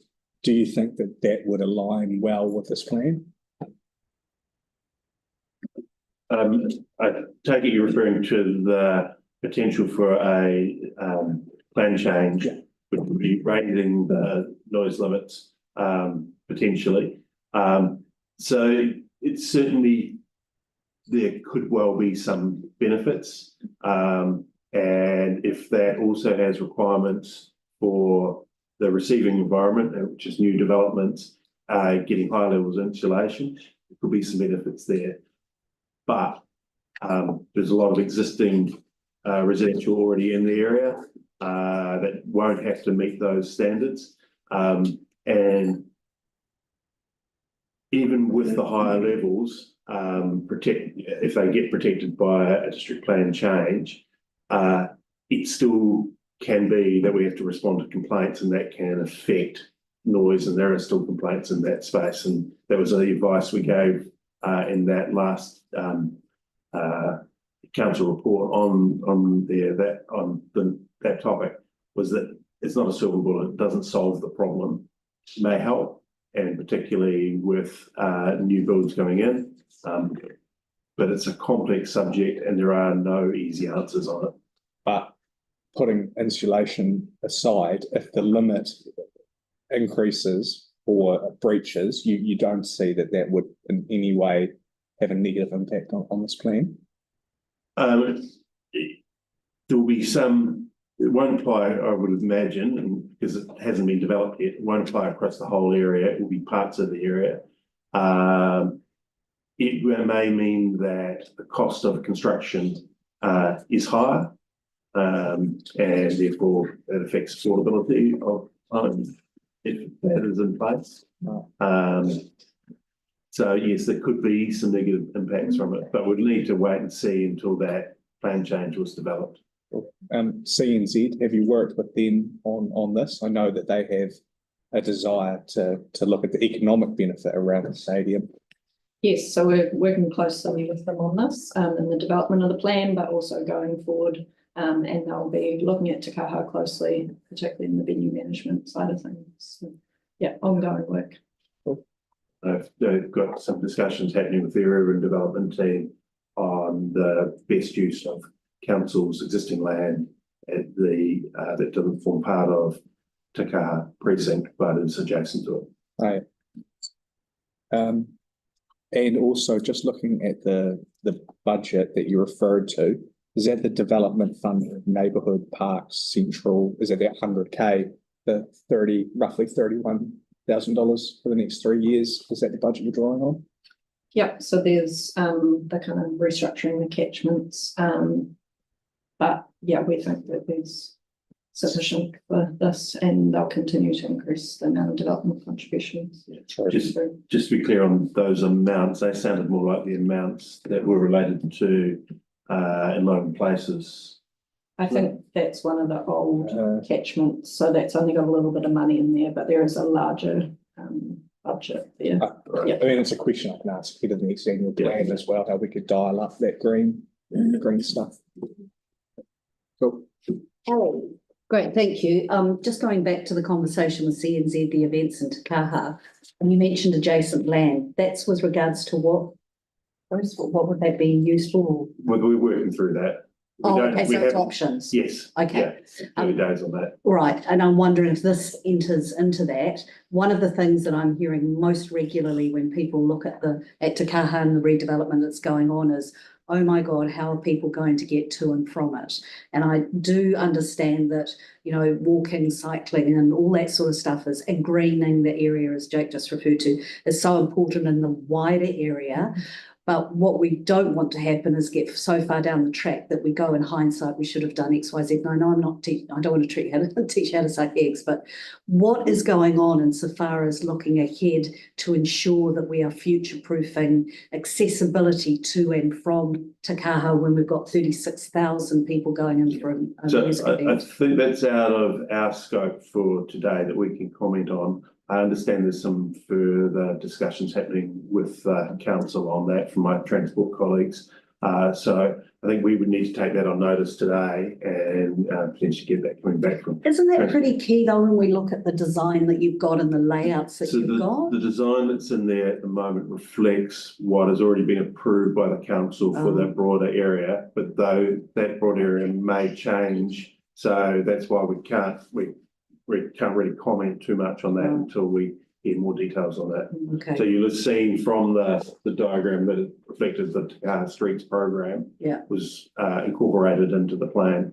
Yeah, but it was almost beyond that. I know you get to Morehouse Ave and stuff like that, and if you get outside that immediate area of this plan, what I'm asking is I'm hoping that that doesn't exclude things outside this plan when it will be or may be key to feeding into the area that you're working on. And that's why we've left the transport section actions quite high level, just because we'll need to continue to investigate these and get expert advice on what's required. But they will be informing what you're doing as you go. Yes. Yeah, okay, thanks. Don. Yeah, thank you. Thanks for your work on this. I know it's been, long background to it, consultation, and I really love the vision. I'm looking in the plan for some leverage points, I suppose, for 3 different concerns I have. One is the reverse effects of the noise issues, potentially raising those limits, which we've talked about just now. But I'll go to there's a vision to have 20,000 people living there. There are currently 7,800, and a percentage of those are at risk of being displaced by the change of housing profile, as Jenny Smith outlined quite well earlier today. And I think, it's worth recognising those communities, some of those people have lived there for decades, and it suits them to live in a city because of proximity to services and so on. There's mention in the plan of affordable housing, but not of, as far as I can see, of deeply affordable housing. And I wonder if there's anything already in there that exists that we can use to continue championing that objective. So, council's affordable housing work, and for, I know many of you, but I don't know all of you. So my role as head of city growth and property also includes I'm responsible for council's housing portfolio, and some of the broader work that we do in the housing space.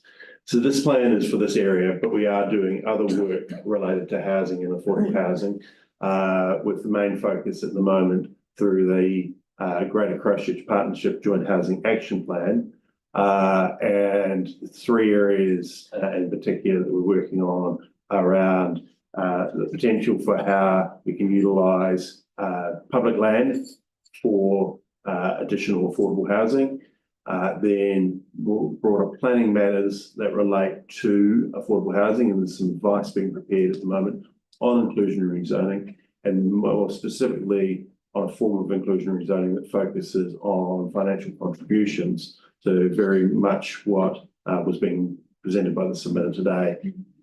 Advice has been prepared on that at the moment. And then we're also looking at some of the non-regulatory levers that we might have and applying those.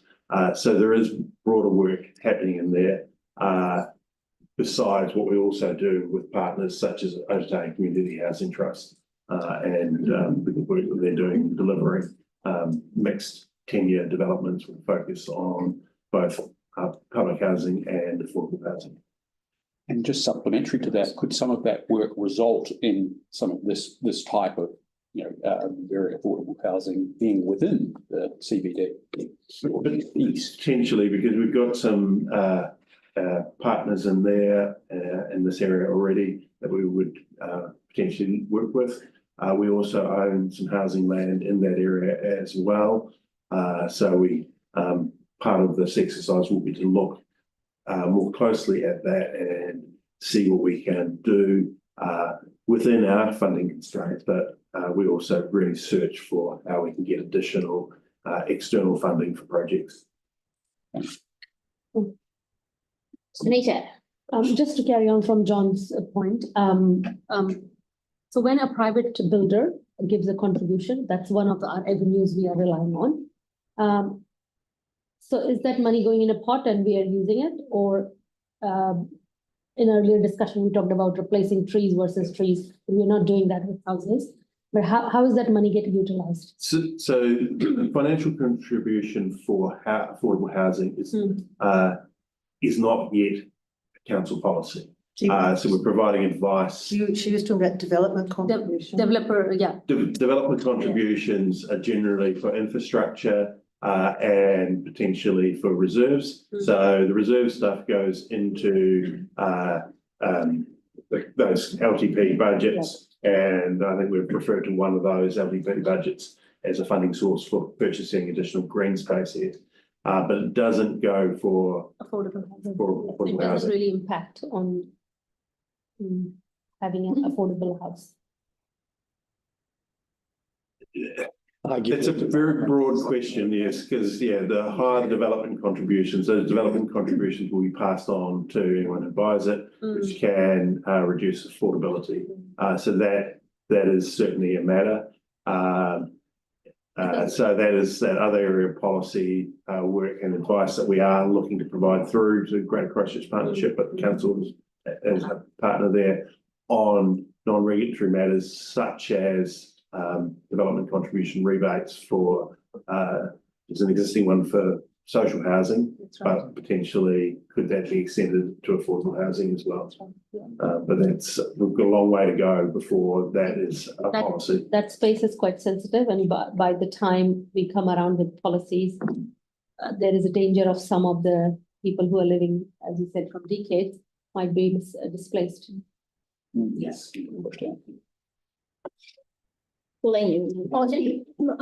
So One New Zealand Stadium, that's what it's called, isn't it? Yeah, One New Zealand Stadium. And that is in the precinct of Te Kaha.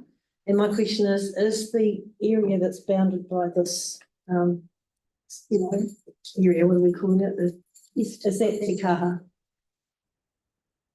Is it the Te Kaha precinct? No, Te Kaha Roa is like the entire of the land holding, and then Te Kaha is just the land underneath. No, I'm talking about the precinct of Te Kaha, which is the area, there is an area called Te Kaha Precinct, and that's what the name is for. Yeah, so we've labelled Te Kaha as in the stadium. which refers to the parcel of land. The neighbourhood as a whole with the boundaries of Fitzgerald, Morehouse, that's what we're calling Southeast neighbourhood. So the Te Kaha precinct doesn't just really Te Kaha. exist? Yeah. I've always thought of it as the stadium plus the land outside the stadium. Yeah, immediate, There's- just immediate yeah. around, okay, Basically, their city block is the precinct. okay, thank you, just wanted to get that clarified. There has obviously been a name change since we finished off Oh, the yes. plan with One New Zealand, and that is an option that we can change the plan, but as we can see that Te Kaha still is an important name for this block of land. What is the direction? I mean, I don't think we've been told that actually about what we are to call and officially say It as. was in the Newsline article. that It's came out. officially the One New Yes. Zealand. So it's not, Stadium itself is One New Zealand. so it's not Te Kaha One New Zealand? No, No. Can we call it that if it's we One want New to? Zealand in Te Kaha. Oh, is that That was why right? I was asking what is the boundary of Te Oh, I Kaha, see. because I would have thought this would have been a perfect Te Kaha precinct actually, with the bigger area. Okay, no, that's it, thank you. That's a sponsorship name, isn't it? That Yeah. could change in. Yeah, it's fine. 10 years. For the- 10 years. for the 10 years, built yeah. structure. 12 Well, feet. it started now. Right, so no more questions? Right, do we have a mover and a seconder? This one, Jake and Sunita. Does anyone want to speak to it? Yep. Just to say, look, I think this is really good. I love it. And I love the fact that we've addressed the, the mixed use. Partnerships are a big part of this. I'd love to see more, green buildings with actually green walls, plantings on the walls, which I always thought we were going to get in the share an idea. But once again, the consultation has reflected very strongly that people really care about getting around this area, getting around easily, and once again focusing on walking and cycling. So I think it's really important to recognise that this is what the people of Christchurch want. It came out of the share an idea. It comes out of every submission, every hearings we have. People want safe transport and walking and cycling. So it disappoints me that we're once again challenged with the budget, and I'm hoping that we can find a window of opportunity to perhaps find some funding in that September workshop that we'll be doing coming up. So to actually give the people what they really want. And I think it's also really important that we get this work done for the One New Zealand Stadium opening, not after it's open, because that is an anchor facility for Christchurch Ōtautahi.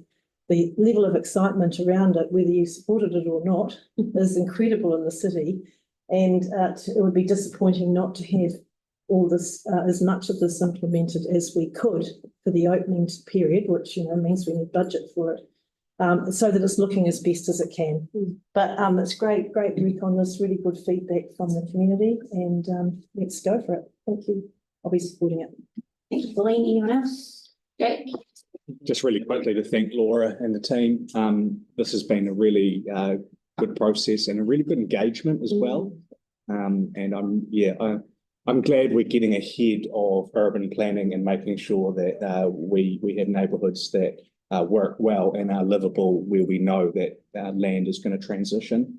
And I do foresee it being a rocky journey in terms of issues around increasing noise limits, issues around whether we support the work outside Te Kaha to enable people to flow in and out of it. And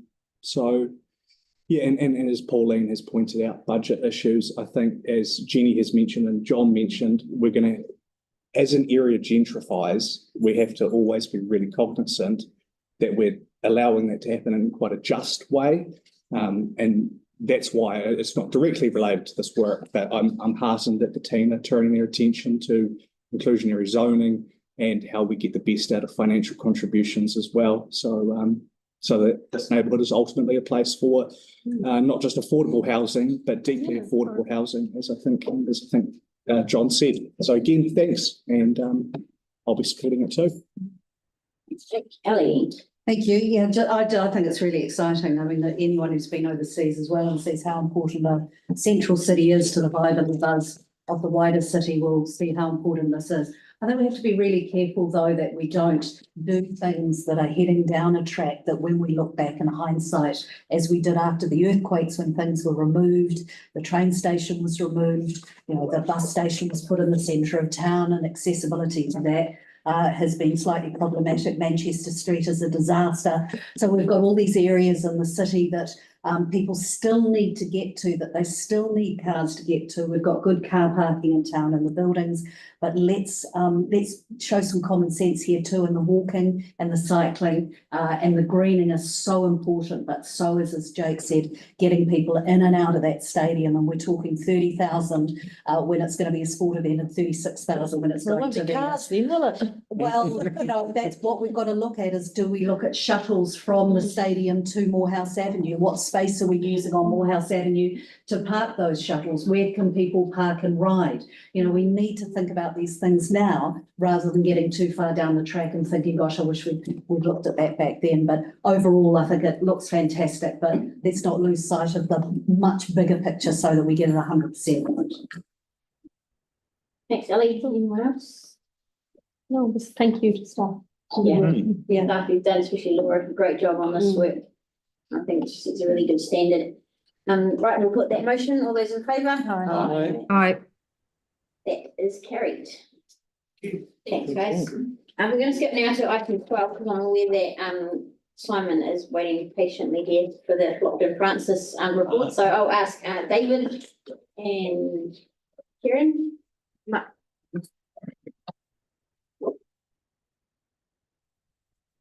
The thermometer says it. 19. Oh, it's broken. Maybe it is in their heads. Well, David? No, it's true. I'm the chair. Yeah, we, like I suggested by Emma appearing, we're here to answer the questions directly. We have already briefed the board, almost all the information, or no new information in the report.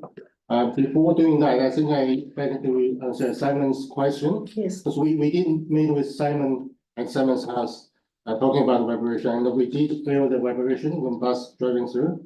So what I can clarify is that payment rehabilitation, what we mean was 4 debts, is mentioning item 4.17.1, the first bullet point, we said 4 debts, road payment rehabilitation.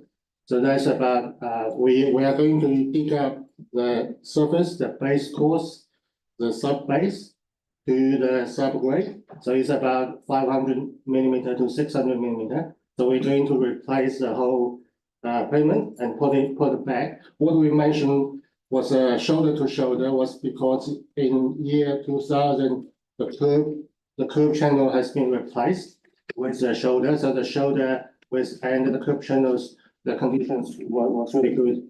We had really had some holy investigation shows that the shoulder part was good, but the middle part wasn't good. So we are going to replace the 4 depths between the shoulders. So hopefully they answer the question. And for the groundwater, we had some sewer replacement on the side of, I think it was Thornton Street 3 years ago. I talked to the engineers. They mentioned the the water table was high, but it was manageable. So that's why we proposed 4 depths payment repair. Can I just get clarification? Follow that. So Simon said it was something about 50. He thought it was only 50 mil surface scraping. You're saying it's full depth. How deep is full depth? We say 500 is about half meter. So you're not digging the street right down deep and putting that matting down and. We dig right for the subgrade was the soil. We replace all the 3 layers about that deep. Is that deep enough? Yes, that's what we normally put on the subgrade. So you're confident that will make the road really strong? No more vibrations. And stop. We are going to make the pavement stronger. But as we mentioned in the report, there's still risk that vibration may not be fully mitigated because there are multiple factors contributing to the vibration. including the geotechnical conditions in the private properties and the Yes, yeah. structure Yeah, condition of the private houses. yeah, So true. we are going to fix the road. Right. We'll make the road as strong as possible. However, we just cannot say it's 100% will be Okay. mitigated. Yeah. And so what's the condition of the Three Waters pipes under the road? I talked to the Three Water team, they haven't got any plan for any replacement. Yeah, we will probably do some further investigation during, if it's approved, then we'll do further investigation during the detailed design stage. This is Three Waters below the 500. Yeah, it should be below 500. It's not that shallow, sorry. Should So be below shouldn't that. we have that information, like when the Three Waters is up for renewals again? Shouldn't we have that, or shouldn't we know that before we dig the road up?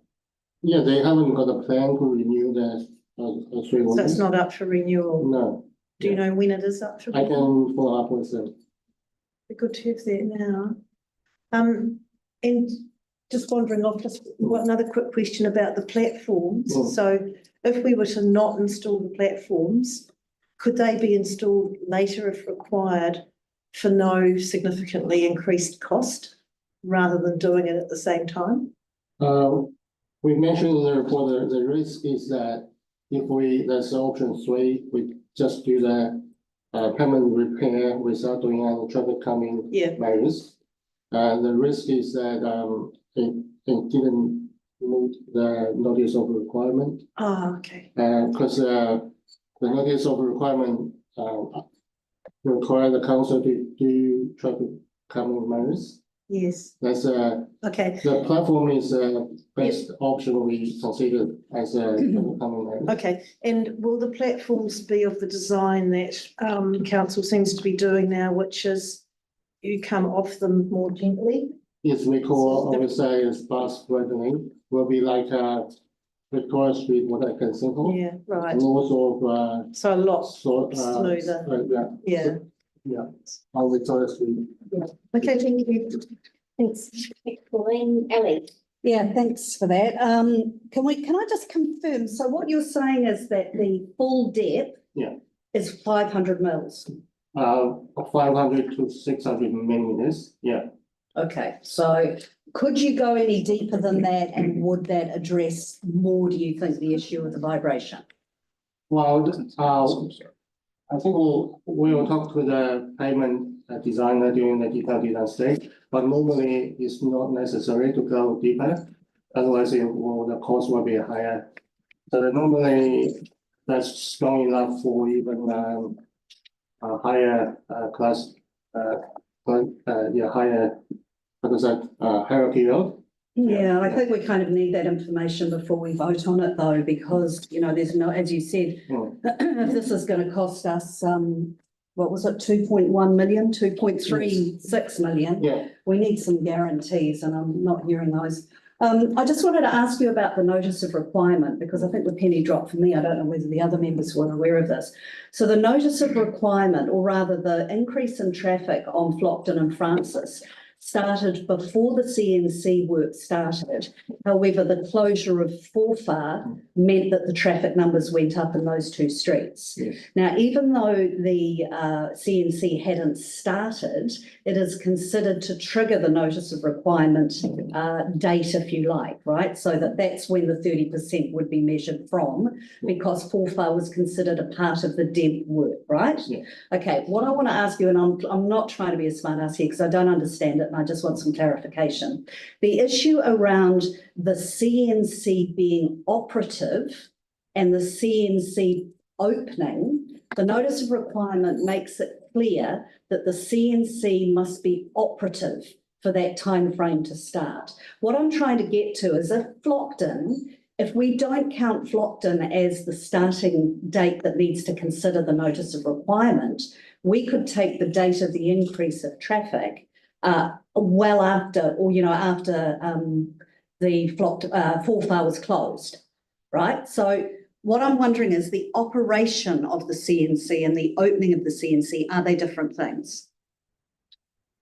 Well, the notice of requirement said the operation of CNC, the operation of the NAE slash CSU, which is the CNC. Yes, but read that whole thing out, David, about what it says as regards to when the notice of requirement kicks in. Yeah. Because we're using the phrase the opening of the CNC. But the notice of requirement, what does it talk about? The notice of requirement talking about the operation of CNC. So would you describe the closing of Forfar Street as the operation of the CNC? Yeah, we in the traffic model, it shows that if CNC is open, if Forfar is not closed, there will be a large amount of right running. No, sorry, you're misunderstanding me. What I'm saying is, by saying that the notice requirement talks about the 30% or the 30% increase being from the operation of the CNC, right? Councillors taking the closure of Forfar Street as a key, as the measurement from when the 30% increase. Now, the CNC was not operating at that stage, but the councillors using the DEMP work as the starting of that, but the notice of requirement talks about the operation of the CNC, not the starting of the works. So I'm just wondering, why is the interpretation on that? I think we said CNC Forfar wouldn't have been closed. Sorry, say that again? If CNC is not there, if there are no Not operating. It's not operating or no motorway at all. Yeah. Forfar would not have been closed. So Forfar will No, I'm be- asking about the wording in the notice of requirement. This was answered. Ellie, you had this answered in an email earlier today. What? The email at 2:26 PM that Mark forwarded to everyone. Yep, read it out to me. The exact question. Yep. Item 4.1 in Appendix A of the NOR states, blah, blah, blah. Yes, the traffic increase on Francis Ave and Flockton Street occurred prior to the opening date of the CNC. However, it happened immediately after the closure of Forfar Street. The closure of Forfar Street is part of the DEMP Stage 1 work triggered by the operation of the CNC. Without the opening / operation of the CNC, Forfar Street would not have been closed. Therefore, even if the majority of the additional traffic on Francis and Flockton is not directly from the CNC, the NOR still applies in this situation. Yeah, and that's my question. I'm asking about the interpretation of the word operation. So with the CNC opening or with the operating of the CNC, which is the reason I'm asking is the problem is the closure of Forfar Street. Staff have made it clear that reopening Forfar is not an option. No, I realise. So No, I realise that. What I'm asking is the operating of the operation of the CNC. Don't roll your eyes, Emma. It's really important. Nice. So the operation of the CNC, which is what the notice of requirement triggers as the time for the measurement of the 30% increase.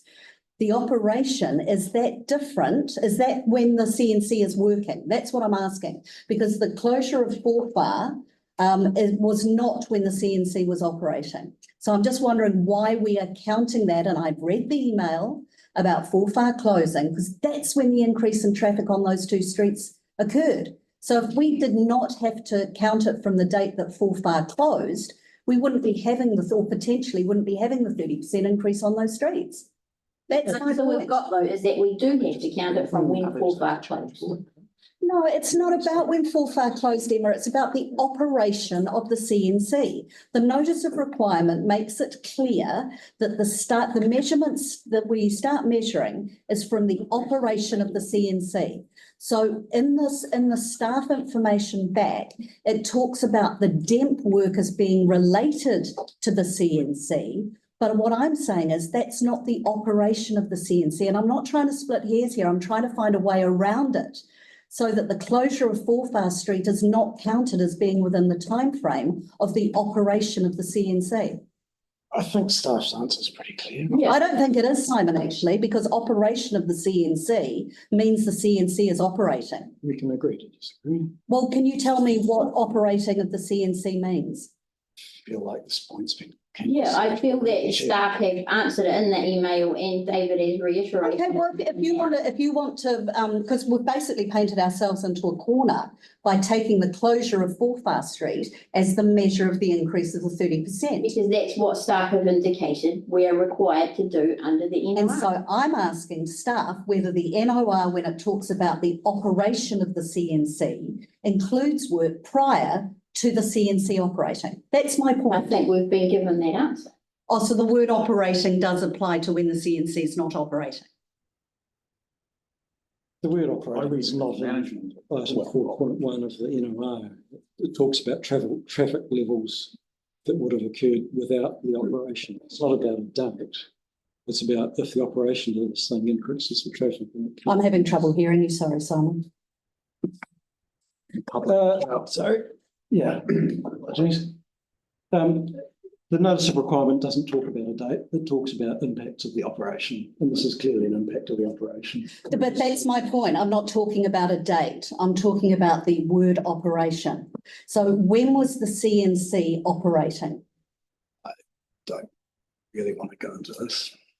So you don't want to discuss something that's going to cost us $2.6 million and there are some issues that are not clear on them?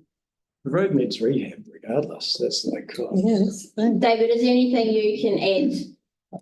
I think when we did an engagement with the residents of Francis and Flockton Street, I think they take the closure of Waipapa as operation of CNC. Okay, you've answered my question. So the operation of the Northern Corridor began before it was open and operating, but when Forfar Street was I think closed. that's a view of the residents as well. Okay, no, it's been clearly stated and clarified. That's all I was after. Thank you. Okay. Thanks, David. Pauline. Yeah, and just for the benefit of people listening and the public, can you outline very briefly why Forfar Street should not be reopened? Yes, we have actually investigated this option multiple times. Yes. So the traffic modeling shows that reopen Forfar could reduce traffic volume on Francis Avenue by 900 vehicles a day. However, there are only minor reduction of Flockton Street.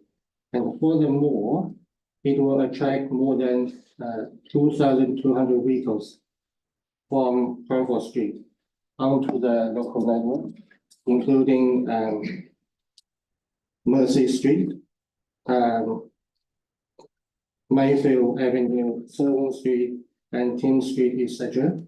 So that means we have to do massive traffic coming on these streets, and the residents on these streets may not support reopening as well. So based on this, we acknowledge reopening Forfar can reduce the traffic on Francis Avenue. However, there are some big disadvantage. Will be some massive disadvantage, so we cannot recommend this option. Thank you. I think we need to make that clear for people because it seems that in the consultation, that's what people were only focusing on as one solution. Yeah. And rather than looking at what we could do to the other streets. Thank you. Emma, I had a question. I'm going to go to Emma T first. She's got a question. Emma, did you have a question? Or do you just want me to read out what's on the screen there? That's more for debate. There's no question. Emma, did you have a question?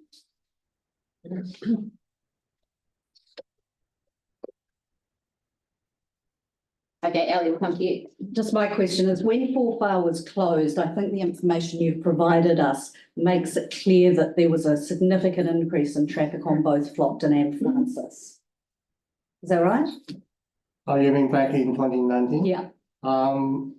Sorry, I wasn't involved in the project at that time. Well, the numbers that you've got here is, I mean, they're considerable. You've got, and look, forgive me, there was so much paper and bits and pieces related to this. So we had, so 2018, when that happened, when Forfar was closed, Francis went from 735 to 1,832. So that was 149%. This is without the CNC. And with Flockton, it went from 2,220 to 3,103. So that's a 40% increase. So there's a significant increase in both those streets when Forfar closed. In the feedback on why we shouldn't reopen Forfar, because it will have little effect on, I think you said Francis or Flockton, one of them, was it Flockton? Little effect on Flockton. Can you just explain to me why it went up 40% on Flockton when Forfar closed, and yet if Forfar was opened, you don't expect to see those figures to be turned the other way and to return to that? sort of amount? I don't follow that. Oh, that's results of the traffic modeling. It's done by the traffic consultancy. Yeah, but this 40% increase here that we got on Flockton after Forfar was closed, why would people not return from Flockton to Forfar and reduce the amount of traffic on Flockton by 40%? And yet you're saying that it won't reduce by much. Yeah, I don't know actually. It's a traffic modeling results. Yeah. Okay, thanks. I have a question. You said before about under the NI, you have to do some mitigating on Flockton Street. Yeah. Yet Francis has also had that 30% increase, but your recommendation is not to do any mitigation on there. How come we're not recommending it for Francis, but you're saying we have to do something on Flockton?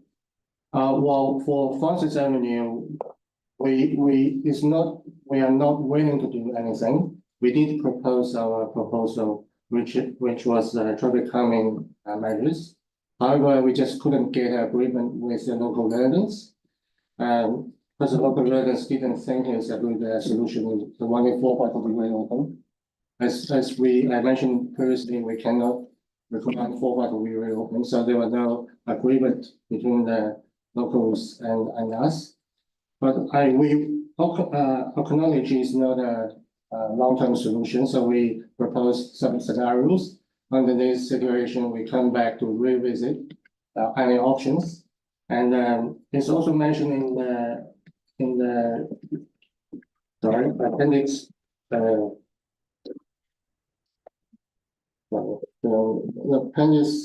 appendix 3, the independent traffic engineers review. So he mentioned that traffic volume of Forfar, the only way to significantly drop traffic flows would be full or partial close the street at either end.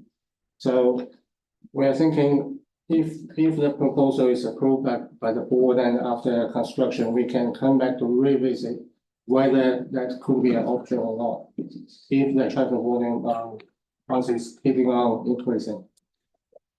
Okay, thank you. Any other questions? Thank you. Sorry, just you just draw my attention to something else that's in that report and in that appendix, which relates to Francis and your question, Emma. And it does note that Francis is narrow and has existing calming, whereas Flockton is wide. May be why the independent engineer is satisfied with a proposal not to do anything further on Francis at this stage. Yeah, unless the flows continue to grow, then it can be readdressed. Because you could argue it already has all the calming in there you could possibly put in. Right, any further questions for staff? No? Okay, so we have a mover and a seconder for this report. Recommendations? I'll move it. Pauline's moving it. More than happy to second it. Jake's seconding. Right, we'll move on to debate.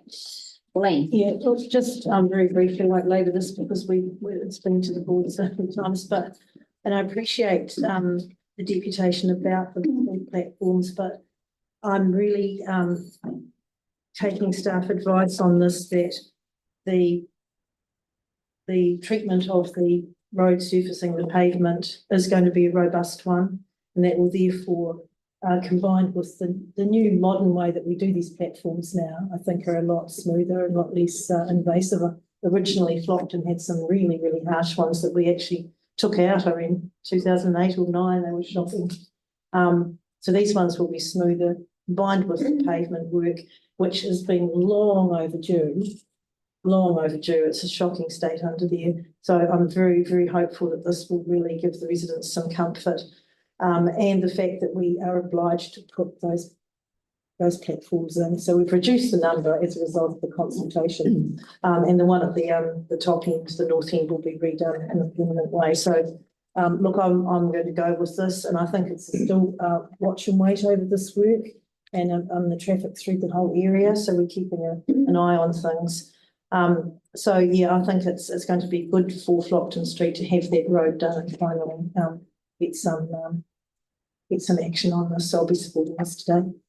Thanks, Pauline. Ali? Thank you. And look, thanks for all the work that you guys have done on it. It's been an absolute bloody nightmare actually for the last probably nearly 8, 9, 10 years. And you've really stuck with it. I won't be supporting this today because I think this process has not been the right process. I really feel for the people of Francis and Flockton, but I think spending $2.36 million on these mitigations, which are not guaranteed, and in fact, by removing heavy traffic from the street and looking at some of the issues around why traffic is actually running there, is a far cheaper and more effective way of looking into this. I think the fact that we haven't got an answer as to why, when we closed Forfar Street, 40% of the traffic went on to Francis or Flockton. I haven't got the things in front of me here. 40% went on to Flockton, but apparently if we reopen Forfar Street, there'll be a negligible effect to the number of traffic on Flockton. Just is absolutely nonsensical to me. So there are a number of things that I don't accept, and I think that, as we said earlier, Mr. Lovelace came in and started off talking about his part of Papanui and Northcote by saying, I know quite a bit about what goes on around the place. And I think that the local lived experience in this area has not been listened to and should be listened to far more. And it would perhaps save us around $2.36 million and get us a far quicker outcome. We're going to have vibration. We're going to have noise for 3 to 5 months in this area, which is something these residents could do without. And I think that's a shame when I suggest there are much simpler, much cheaper and much quicker options that we should have looked at. Thank you. Thanks, Ellie. I was just going to briefly mention, thank you to staff for their work on this. And I would just like to note the way that the recommendations have changed since the consultation. I think staff have really taken on board what the local residents said, and especially on Francis Street with dropping those mitigation measures altogether. And I think the big thing that comes through in the consultation from Flockton Street is the vibration is the biggest problem on there. And I think this will go a long way towards mitigating that. Unfortunately, the buses are there to stay. But I think doing this work will help those residents hugely. Simon? Thank you. Just an observation that the council's in a really difficult position with this, and the residents of these streets even more so, in other ways, and impacts on them in their daily lives from from vibrations, increased traffic, etc. None of this is a problem of the council's making. It's a situation that's arisen because of a decision a decade ago to build a road of national significance, despite having a terrible benefit cost ratio, but it was a road, it was a road that the government of the day wanted to build. So here we are, trying to make the most of it and trying to clean up the consequences. I'm happy to support the recommendation. I don't agree that we're spending $2.36 million on mitigation. More than 90% of that spend is on rehabilitation of the street, which is desperately needed anyway. And about $210,000 of it is the raised platforms, which, as has been well discussed today, we're under a resource consent obligation to do what we can. So let's do what we can. Emma, do you want to speak, or are you just showing your support? She supports it. Victoria. Thank you for that. I'm a bit like Ellie. I'm not convinced about this. I've been trying to make sense of it, traversing all the documents and the material that we've been supplied with. I share some of the concerns that have been raised by Ellie and the reservations, particularly those expressed by the resident Simon Rush, who took the time to present to us today. At the end of the day, I think that this is an expensive band-aid, really, and the real issue for me, I think, is twofold. It's about the heavy traffic and the heavy vehicles using the route, and secondly, it's about the efficiency of the Cranford Transport Corridor and the increased transport that's coming off from the CNC. And I think all of those issues are inextricably linked. One of the issues that I've really struggled with is, if you believe the data that the traffic is local, and I remember the presentation, the briefing we had about this, that with the various data points that they had, which pointed to the traffic, most of it being like local, then these measures aren't actually going to deter those drivers because they are legitimately using the route and they'll continue to do so. Notably, I don't think there is widespread support from the local residents. And again, thank you, Simon, for taking the time to talk to us today. And I think you summed it up nicely when you said that you don't believe that the raised platforms are going to make any difference to either the volume or the speed of the traffic. And for you, the issue is about remediating the substructure. So I support remediating the substructure, but I just can't see the sense in the raised speed platforms, and I won't be supporting that aspect of it. Thank you. Pauline? Yeah. No one else wanted to speak? No, go ahead, Pauline. No, I just want to thank the submitter for coming in as well, and remind the board that Simon did support the street substrata being renewed, and I know that the residents have asked for this for years, and I would be disappointed if anyone voted against that today, because this is it could be a huge part of mitigating the issue. With the permission of the board, I'd like to put a noting provision there that perhaps the board or the board chair contacts ECAN just to mention that the issue of buses speeding was raised, and if they could just have a quick look at that for us, that would be nice. So the local view, in my view, what I'm hearing is the local view fully supports the road renewal at a substrata level. So I have no issue with supporting that, and as we know, we're legally obliged, as we've said today, to put the platforms in. So as I spoke to earlier, I think that the new types of platforms would be acceptable to the residents. So yes, please support this today. It's been a long time coming. How can we split them up if that's possible, please? We can. There must be one that is. Hi, can I talk? Oh yes, go ahead, Emma. Hi. So firstly, on the dart, we actually did the deep dig out in our front yard. It does lower the vibration from the road, but it doesn't stop it. Definitely makes it better though. You know, I'm sorry to say, Ellie, I completely disagree with everything that you're saying, because we have 10 years only to improve the situation on these local streets.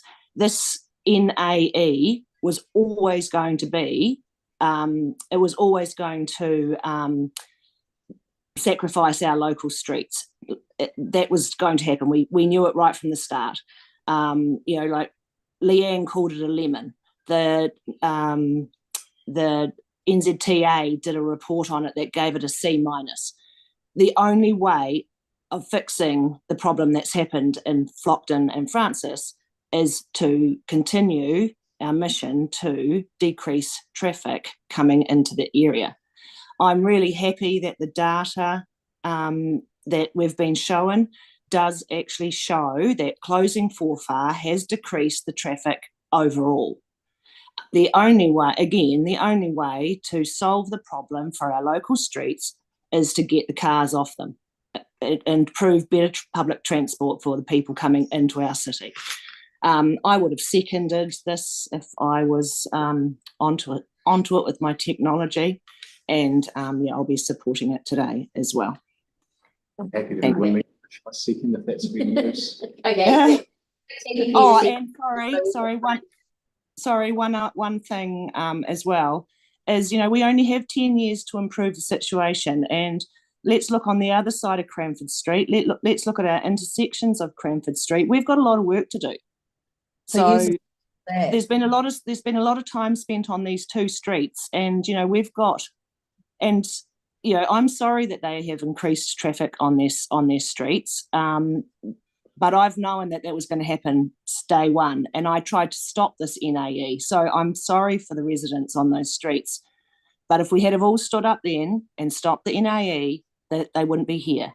That's happened. This improves the situation for them. We have to improve other situations around the area too. Thank you, Emma. I'm just looking at the resolutions. There is, as far as I can see, there is no actual mention in any of those resolutions about the remediation of the pavement. Am I correct, or am I missing something? Yeah, because it's a Proof of skin, does it? yeah, it's a technical description. But we can make put into the resolution, but yeah.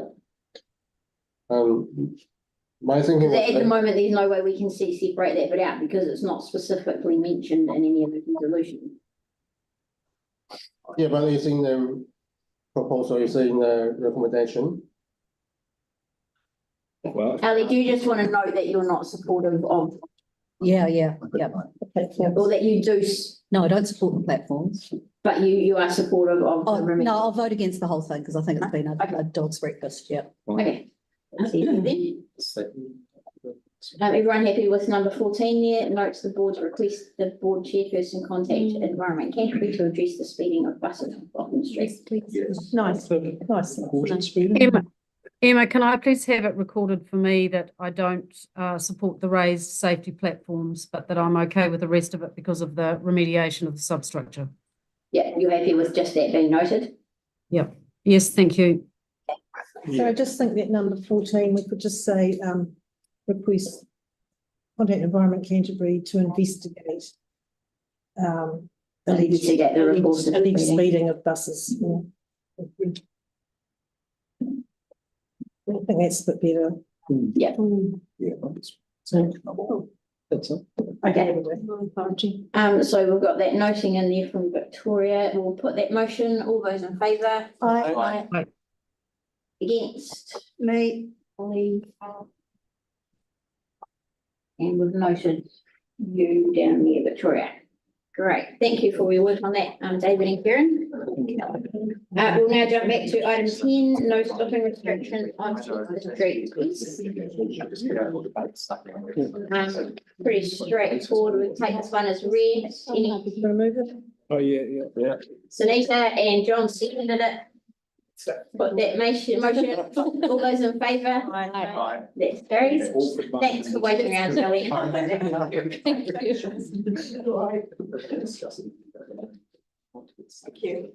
Yeah. Okay, now we'll jump to item 13, a request for an alcohol ban on Stanmore Road. Number 11. We'll come back to it, we've got staff here for number 13. These guys waiting. So we've got Tina and Adam here to speak to this. And these guys have a presentation. What would the legal questions from the end of the presentation? Where is that first? Welcome along. Thank you. Hi, everybody. I'm Tina Crocker, Senior Policy Analyst in the Policy Team. I'm joined by Adam, who's also an advocate. We've been asked to come along and talk to you a bit about the process of how alcohol ban bylaws work and what's involved in that. So here we go. So the key point to start with here is that an alcohol ban is the use of a regulatory power. So when the council is looking at using regulatory power, there are things in legislation that guide how that power can be used and when that power can be used. So this is ultimately a lawmaking process. So there aren't ways to fast forward or skip parts of it. And it's controlled by legislation. Now, I thought about the use of that word control. I thought we could say guided by legislation or enabled by legislation. But for this particular bylaw, it's quite strongly controlled by legislation. You remember back to when I came and did the bylaws 101 presentation at the start of the term, we talked about 16 different bylaws made across 8 different pieces of legislation. They've all got slightly different requirements. Some of them have got different assessment requirements. They're all a little bit different. And this one made under this part of the Local Government Act has particular requirements that are not like in their other bylaws. So what we're talking about here is the alcohol restrictions in public places bylaw. So that's a bylaw that we have, and so looking at putting in a ban is using that bylaw to put a ban in place, and of course that's made under the Local Government Act. So that's the primary guidance and information comes from that Local Government Act. So when we're talking about a trial of putting a ban in place or a pilot or a temporary ban, they are all the same thing. It is using a mechanism, temporary ban under the bylaw, and it is where council makes a resolution under the bylaw. They're all the same thing, they're just different words for the same thing. That has to comply with legislation. If we're talking about putting a permanent ban in place, that is making an amendment to the bylaw, and that also has to comply with legislation, and the requirements are slightly different. So just to go back to the sort of general concept of what the bylaw does, it can only be put in place by the council, specifies public places where no alcohol can be possessed or consumed. It excludes licensed premises in the area and any private property not open to the public. So for example, somebody's home is not covered, but a Thank God for that. that's open to the public. So just to clarify the land it can apply to, it can apply to private property, for example, a car park. There is an exemption that people can have for carrying alcohol through the area if the container holding the alcohol is unopened. So for example, if you go to a license, an off license in that area and you buy some alcohol, you can walk it through, you're not breaching the ban, but you can't possess it or consume, sorry, you can't consume it in the area. Even if you do it really quickly, still breaching it. So it relies on police enforcement. It can only be enforced by the police. It's one of our few bylaws that can only be enforced by the police. And of course, that depends on their availability to undertake that enforcement action. It enables the police to direct that alcohol is tipped out or removed from the area. They can also search for and seize alcohol from people in the area. They can issue a $250 infringement fine, or they can prosecute, and they can arrest anyone breaching the bylaw. And that's our only bylaw that has a power of arrest associated with it. And that's specific to alcohol bylaws. So the legislative requirements, these are set out in the Local Government Act, two different sections there, 147A and B. One is for making a resolution for a temporary ban, and one is putting in a permanent ban. It says that we have to have a high level of crime and disorder related to alcohol in the area. That's the threshold that's required to put this bylaw in place. Great question. There's nothing clearer in the law that helps us to understand that. It's an interpretive matter. So it's basically that the council is satisfied that there is evidence of a high level of crime and disorder. We have to also establish that using this regulatory power is an appropriate and proportionate response in light of that crime and disorder. So that's a requirement in the Act. And the third part there, sorry, my clicker's working sometimes and not other times, is that we have to justify it as a reasonable limitation on rights and freedoms. So they're the three things that are set out in the Act. And I will say too that the Local Government Act was amended in 2012, around the time when the Law Commission was doing a lot of work around the old Sale of Liquor Act, which got replaced with the Sale and Supply of Alcohol Act. And one of the things they did as part of that whole suite of reforms to look at how we can reduce alcohol harm in the community was to tighten up this requirement. They were concerned that too many councils were putting too many alcohol bans in place, and they added this evidence of a high level of crime and disorder to it. So there is a bar, and we need to be mindful of that when we're looking at using this regulatory power. We also have to comply with other parts of the Local Government Act. So section 155 there, that's what you would have heard about when we talk about bylaws generally. So that's whether a bylaw is the most appropriate way of addressing the identified problem. And that's a really important one because we need to look at what the problem is that we're needing to address. And that's an important starting point. And then we also, section 156 is about consulting. So there's a specific requirement around amending a bylaw. The process we must use is set out in the Local Government Act. If we're not amending the bylaw, we're putting in a temporary ban. We also have to give effect to section 82, which is the general principle of consultation. So that's all part of what we have to be mindful of when we're using this regulatory power.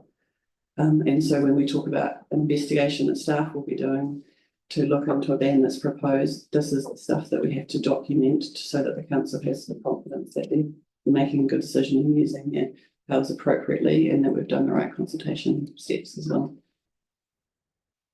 So this is the process. So anybody can request an alcohol ban. Then the community, they can talk to the community board and raise the issue of a ban, and then they can look at gathering evidence, and that's what you've seen in that double pager that says, you know, evidence of what's happening, photos of damage or of alcohol bottles or anecdotal stories about what's happening and concerns that people have. So that's that. Second step there, and then the third step is the community board can look at that information and decide whether they think it's worth talking to council about looking into, bylaw. Then it's a council decision whether or not they want staff to investigate the alcohol ban. Then staff would prepare advice based on that council request, and that will set out how those legislative requirements are met or not. That will involve working with the police and gathering that evidence and doing that analysis, including the rights stuff. Then council will decide whether or not they want to proceed. Do they want to stop the process there? Do they want to look at non-regulatory options? Do they want to go out for consultation with a proposal to put a ban in place? Then we have to consult. Then it's a council decision whether or not we should put the ban after that. Do they put in agree to a temporary ban, or do they make a change to the bylaw? Then if we do put a temporary ban in place, we have to put up signs, we have to give a public notice that's required under legislation, and we have to undertake comms so that people understand what is happening and what the new rules are. Then it's put in place, and at that point it's enforceable. And then if it is a temporary ban, then we need to assess whether it can be made permanent. So we have to go through an evaluation process. If we want to make it permanent, 12, we then go right back to step number 5, and we have to prepare that evidence again, justifying the amendment to the bylaw, and then we still have to go through and consult on that permanent change to the bylaw. So it's a very long, painful process. It's not like that because we want it to be like that. It's like that because that's what the law requires us to do. So one of the main things, if you think back to that section 155 stuff, is understanding the problem. So we have to understand what the problem is when we're doing our investigation before we move to a bylaw as a solution. And that's an important step that we have to do. That's what the law says. So that first question is always, what is the problem?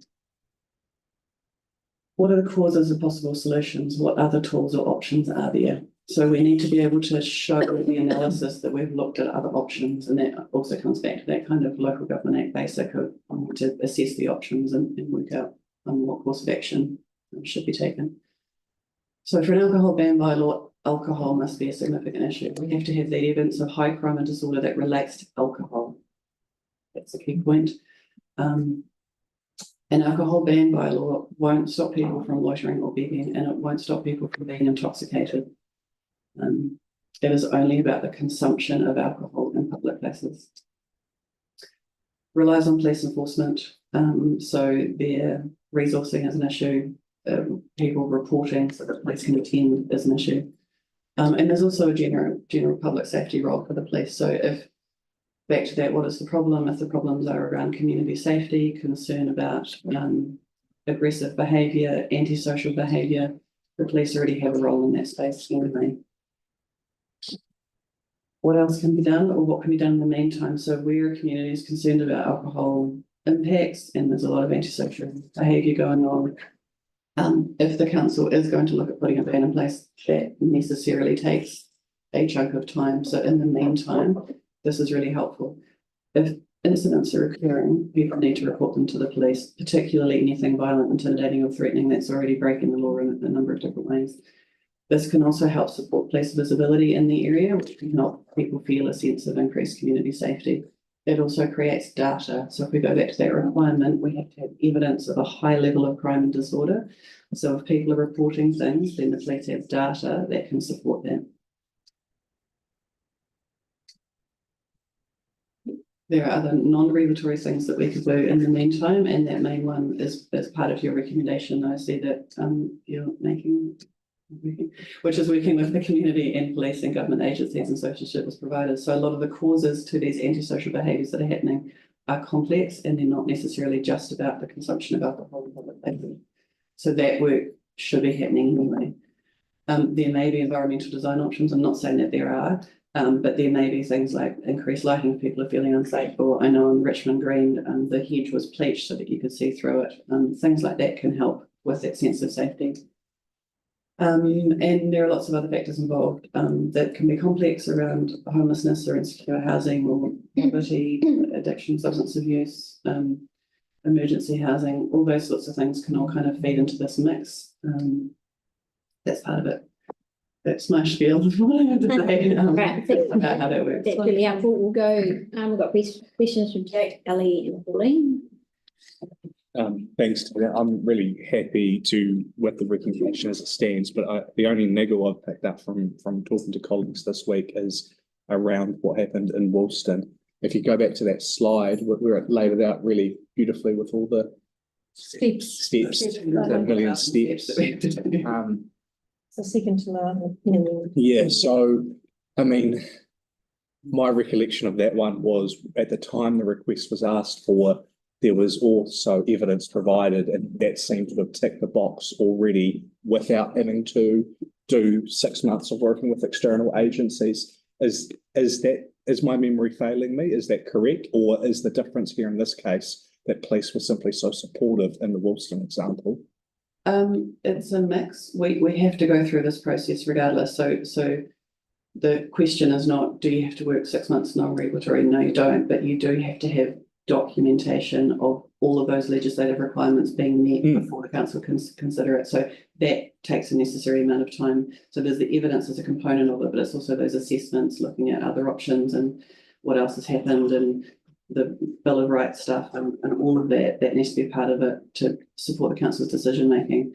And good decision making is important because it's important for the police to know that they're on good ground if they're taking enforcement action under the bylaw. So it needs to be a solid bylaw. So what happened in Woolston? So what happened in my recollection in Woolston was that at the time the request was submitted, those evidential boxes were essentially ticked at the same time. It went straight from the community board to council. We consulted and then we put in a temporary ban. So it's a bit slower than your memories. But quite in my memory. So no, it was a slower process than you're remembering. Yeah. You're remembering it as a faster process, maybe because you're looking at some of those steps that came to you, but the work behind the scenes takes time to happen as well. Did you want to say anything else about it? For the Woolston one, we did. I'll just get you to come up to the table so that the microphone's pick you up. There you go. Thanks. So Angelina's working on that. For the Woolston one, what we did actually is that we did another consultation and then we went to different community organizations in Woolston. And we also went, we had a interview with customers as well, the businesses. So, we did, we had another, we attended the discussion with the community group and together with the police and that. So those are the things that we also gathered evidence. And we went to, personally, I went to Woolston thrice, 3 days. And I saw people really bringing open bottles for in a group of 4, sitting on the side of the community center, drinking, and even at the parking area, the back. So these are the things that we noticed, and these are part of the evidence as well. How long did that take? Which one? The gathering of the evidence at point 5. Because we did the consultation. The consultation normally takes like almost a month. It was 2 weeks. 2 weeks. 2 weeks. I got 2 weeks. 2 That weeks. period, but it still has to be prepared. Right. Yeah.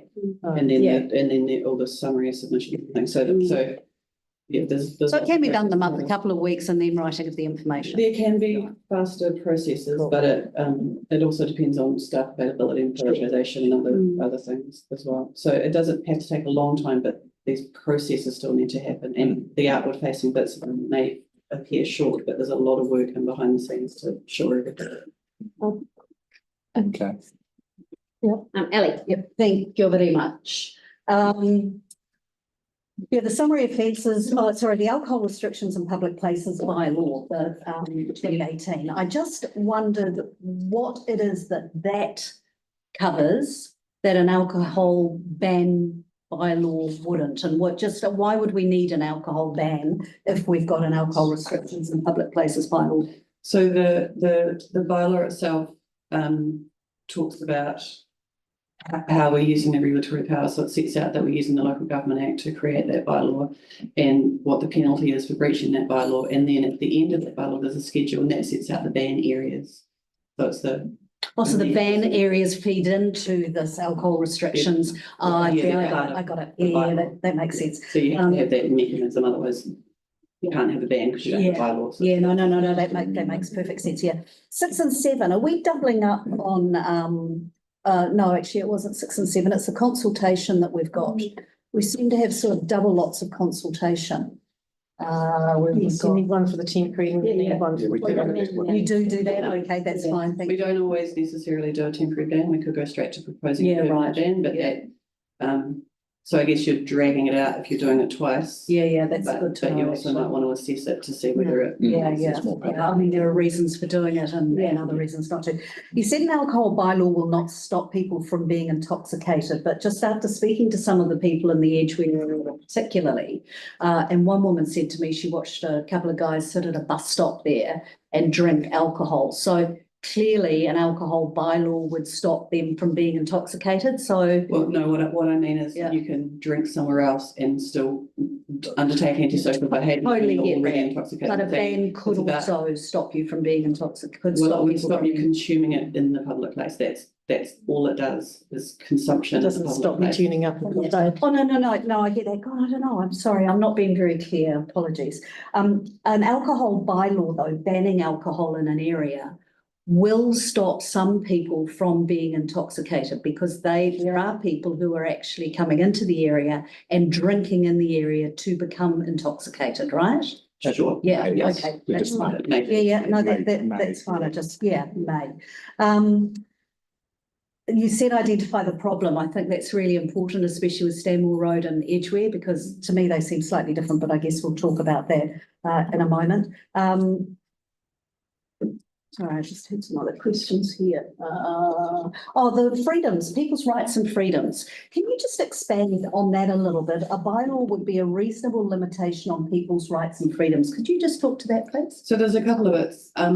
The actual sections on the alcohol ban bylaw, so there's section 147 stuff, added in a new requirement to work out whether it's a justifiable limit on people's rights and freedoms. Yeah. But that also repeats what's already in section 155, which is around where you have to assess whether there are any New Zealand Bill of Rights Act implications for any bylaw the council puts in place, and no bylaw can be inconsistent with the New Zealand Bill of Rights Act. So that protects things like freedom of association, freedom of expression, and freedom of movement. They're probably the main ones that come up when we're talking about bylaws. So, for example, if we were to put an alcohol ban in place, it will stop everyone from drinking in public place. So it might stop people having a picnic and a glass of wine, or if they're celebrating a wedding in a park, or in all of those public places, no one can drink. So we have to establish whether it's a justifiable limitation on people's rights and freedoms. So we can limit those freedoms as long as it's demonstrably justified in a free and democratic society, which is all set out in law. Thank you. That's perfect. That's beautiful. Makes it really clear. The last thing was you've mentioned, and we've already established that, what a high level is, that's open to interpretation. You also mentioned appropriate and proportionate response. I guess that's open to interpretation as well. Yeah. But that is what the law says. So we have to interpret that as best we can, and the council has to be confident that it's right, that it's doing that correctly. The consultation that you've mentioned, what are the guidelines on that as far as what's done and how long it takes? I know we've talked about that a little bit, but are there requirements that you need fulfilled around that? There is the section 8, giving effect to section 82 stuff is around making sure that people that are likely to be affected by it have a chance to have their say, basically. But it would be more. So that's some of the more slightly informal stuff. It's dependent on the size of the issue, the community. The permanent ban of the bylaw, that would be a more formal process, because there's a specific part, I've forgotten what it is, of the Local Government Act, which is about amending, revoking and adopting bylaws and the consultation requirements. So for that particular part, we've got to do a slightly different angle on it. It's all. No, I totally get that. And also, if I may, the consultation as well includes the area, proposed area, and the time to enforce the ban. Of course, So some are in 24 hours a day, 7 days a week, so all the time, and some will only be for Thursday, Friday, Saturday night, or whenever the risk is assessed as being higher. Yeah. And just finally, it says we see council decision in bold there on 4 and 6. And in a question I asked, the response I got back basically was I'm paraphrasing, but it's kind of not a decision that the board makes, it's a decision the council makes. I totally get that, but we're elected as advocates for the community and we are passing on our recommendations to the city council, right? So I just want it to be really clear that I think the community board has a really key part to play in this, and that in fact we're not making the decisions, but I mean, you all have councillors ringing you and asking you what you think about something that's going to council in their area, in your area. So I think what we're seeing as locals and as representatives and elected members is really key to that council decision, and we should be seen to be directing that as much as we can. Would that be fair? Absolutely, but the reason I bolded that is because the law says that only the council can adopt bylaws. Okay, so you're talking about the actual, okay, gotcha, thank you. But we can certainly speak to it. Yeah. And you can make recommendations to council. Yeah. You can voice your strong support for things. Right. But what, and You're talking about the mechanism. Appropriate to raise this, but the board, if the board makes a recommendation to council that it implement a ban. Yeah. It can't agree to that because it hasn't got the information in front of them about That's right. the legal considerations it has to make in order to do that. So it can recommend, it can strongly support that the council does that, but it can't, the council would have to decline. I got that. Decision. That makes sense. Well, So that my question follows on nicely from that. So in our recommendation 5 and 2, if we were to request that staff investigate a trial alcohol ban, so this would be altering the resolution we made last meeting. If we request staff investigate a trial alcohol, we recommend to council that staff investigate a trial ban. Does that mean that this could then go to council at the next meeting? Council agree with that, and then the council does the work on this? Yeah, council would direct staff to do it. Right, and so at that point that could commence. Okay, and so you're recommending that for both of the Richmond and it's a decision for the board about whether it thinks that it is appropriate for the council, or with the council, whatever. Yeah. To ask staff to look into it further. Okay, and just quickly, if I could, in the Edgeware situation, and you'll be aware of this, that there must be there are countless records of the police being called out. So that would account for some evidence, correct? And a petition would, a signed petition would account for evidence. And then the other remaining work would be to work with affected stakeholders in the area and then determine the actual geographic boundary of it and the hours. But we also have to go back to what is the problem that is occurring, that whole section 155 stuff. So is the problem people drinking in public areas, or is the problem in antisocial behaviour, or is it related to the persistent presence of begging? Is it aggressive begging? Are people being followed when they get out cash? Windows being knocked on? That's a slightly different set of problems. And the reason that's important is because if we did put an alcohol ban in place, it wouldn't help to deal with those behaviours. So it's I understand. So whether it's the correct tool, and also you'd be looking at the degree of those things. Like if you had one intoxicated person who was aggressive in a period of 1 year, that might not trigger, but if you had it every week, it would be different. So a big part of it is looking at police data. Yes. And that's why that community reporting is really important, because there's a lot of people that will take to social media or talk to friends and family about what's happened, and they won't report it to the police. So police will say there's this small number of things that have happened, and actually the number might be much higher, but they don't have data for that. But then you also find that link it to alcohol for this. Yeah, then you also find that the people reporting it find the police don't have the resourcing either always to pick it up. So But the reporting still helps, because then we get more of a focus from the police. So if they start seeing an increase, even if they can't attend to a single event, if they see that increase in reporting, then it influences their behaviour. So just coming back to the recommendation, if we were to alter the other one and ask the council to ask staff to investigate, what are we looking at in the timeline there if the council was supportive of it? So let's just talk about Edgeware at the moment, so we're not convoluting the two. I can't give you an answer to that, because it's also a priority issue around staff capacity and who we have that can undertake this work, and how quickly that work can happen with other work that's already underway. So a real quick to a real law, not. 1 month to 6 months? Well, I mean, There'd be a window? in all honesty, the time that it takes us to draft a report and get it signed off before it goes to a Yeah. council meeting, that's already taking up like a month. So it's not going to be really fast. And Well, that's why. pretty fast. Well, No, that is, yeah, that is good. yeah, I mean, yeah. So it could be up to 6 months. Multiple months. Yeah, there's no fast way through this because we've got to hit all those legislative Yeah. requirements. Thank you. This is really helpful. We'll go Sunita, then Emma's got anything to. I've got. So, just double checking. One is that we can, council can implement straight away permanent ban. No. Council can ask staff to get the right Investigate. advice Yeah. and then once. You mean you staff can brought skip the that- trial? Yes. Skip the Yeah, you temporary can skip the trial, basically. Council can do Yeah, that. we don't have to have a trial. Okay. That's Yeah. an option. And second is that if after the temporary ban, if we are going back to make it a permanent ban, still temporary ban is active The temporary ban is in place. trial is a resolution under the bylaw, so still has to comply with that legislative. But can requirement. overlap. So it would be a decision when that trial's put in place to make sure that we have enough time to be able to evaluate whether the trial's working. And then I think with one of the With- bans, we had to extend it because Yeah. there wasn't enough time to evaluate it. And that was partly around when it was implemented and when the police were actively enforcing it and what data could be collected. So it can be difficult, particularly in a small area. And I remember Emma T, if you're still there, yeah. I remember this, especially for the edgeware, people are sitting down on the footpath and collecting money to buy alcohol. So that's another, not necessarily consuming it, but then that does adds to that antisocial behavior as well for people coming to that shopping area. Yeah, so just wanted. Can to you know prove that. that though? It's also not what. Until unless somebody asks me Yeah. individually. Yeah, thank you. Emma T and then you, Ellen. So Sunita, yes, that is happening, but they're also, there's people every day sitting around drinking in our public amenities. Yeah. So yeah, tick, tick. I suppose my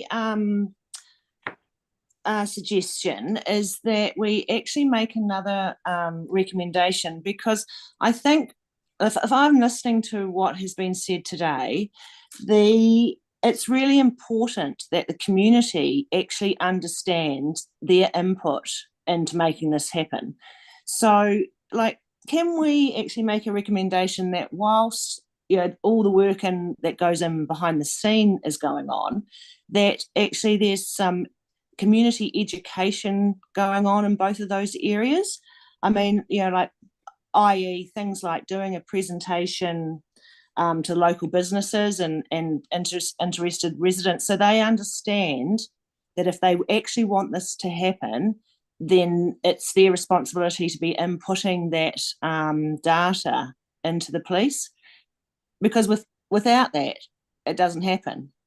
So is it our responsibility to make sure that our communities are aware of how they make this happen? I think it's partly our role as members. Yeah. Is using our connections and our networks in those communities to make people aware of how this process works and get people reporting. Yeah. So you don't think that it would be good to, for staff to go and do a presentation to each of the business? There must be business groups. Use this presentation. This has been great. That's exactly right. The presentation that we've just had is excellent. Yeah. Put on the Sarah Facebook page. Well, we could put it on our Facebook. That's what I'm saying. I think that's our job as elected members. Okay. Ellie, you got a. Yeah, I have. Just along the lines actually of what Emma T was just talking about. I know that, and I think if people are buying alcohol after, getting money and go, that's obviously not what a ban's going to address, but that's by the by. Do you think that there are examples, and maybe Woolston's one, where an alcohol ban and educating people around, and I know that's not our job, that's come back to me in an email, but I do think we should all be working together as much as possible, educating people on when to contact police and what the Summary Offences Act covers, because, that's the other issue too, that the intimidatory behaviour that may be related to drugs or mental health issues, clearly an alcohol ban's not going to affect that, but it's a part of the social distress that we're seeing in areas like this. Stanmore Road might be slightly different. I think that's far more obviously big on booze effects. But what I'm saying is, why can't we look at this as a whole picture thing and look at educating, doing something online, either on our Facebook page, using your presentation. This is where the alcohol ban limits are. This is where the Summer Offences Act is. And actually so that people, because knowledge is power. And when people know that stuff, they know how to actually make it work for them and make their communities safer. So that was my first suggestion. My question, I guess, though, is around the 6 months trial. I don't like 6 months in there because I think, to me, it suggests something being longer than it needs to be. I appreciate that it's about resourcing and so forth. But, you know, in 2015, when Paul Lonsdale tried to sort out the begging issue in the central city, and that was the process that they had to follow. Well, I was looking at it today, 2015, this was a problem in town, right? You know, so there should be a template for that. I don't understand why that would be 6 months. That's not to do with the alcohol ban, that's to do with working across agencies. That often things work a lot better when you've got people dealing with issues, sitting around the table, sharing information, working together, figuring out how to coordinate. That can be really effective, and that's also the kind of work that would involve what your first point was around guiding and educating the public on how they can respond to issues or help with issues or when to report issues, and that's something that should be led by the police because it's a community safety initiative. But council could also be involved in that, but that's the kind of work that I'd see coming out of. Okay, I mean, I look at that and think talk best, to be frank. It's about people, and it is talking, of course, but it's about building relationships and connections between those agencies and organisations. But those agencies know full well what's happening there already. They do, and they are already working, but they're working across the whole city. And so this helps them to focus on key areas that are concern to the communities. Okay. It can be helpful, and absolutely some of that work's going on already, but it can just bolster that work. No, and I'm not dismissing that. I think it's important. Create sort of more of a wave of activity. But I really would like the 6 months removed from there. I think that we shouldn't be putting any short or long time frames in this. And to me, that suggests a lack of urgency, actually. So I don't know what the rest of the board thinks about that, but that was my question around that. Thank you. I think we're about ready to move on. Oh, John, do you have a question? Yeah, I do. Just further to that, I've seen that sort of thing working. And I actually favour the 6 month trial for the opposite reason, that it does apply a sense of urgency to it. You know, we've got to get this done in 6 months rather than it being open-ended with agencies. But, you know, I'm happy to move this. That's the real reason. Yeah. Cool. We have a mover. Sunita seconding it. Can I check the wording of the resolution? Because I think it's changed from the. Yeah, I do too. Just to clarify, so 3 and 4 has collapsed into 1 and 2 on the assumption if you do, but it wasn't a recommendation to do it, but was a recommendation to consider whether you want to. So if you do want to, then that's because that number 3 was saying that this merit to go down this line, so that's collapsed basically into accepting those 2 ones as the recommendations to council for the ones that are doing the work. Yeah, so that's the part A at the bottom there is. Yeah, but we've also talked about trial, I mean, I don't know how the others feel, but I thought trial would speed things up, but actually it sounds like it's going to be an additional step. So the recommendation this time is just an alcohol ban, so that leaves it open for staff. Oh, the part A is the reworked one. I beg your pardon, sorry, I didn't see that. So that one that's above it, the 2 and 3 that's in blue. That was the direction I took last time. If you want to take it word trial as part of the operation and open that up. Well, I just think we should take out 6 months. I think John's moved it with the 6 months. Oh, have you? And Sunita's seconded it.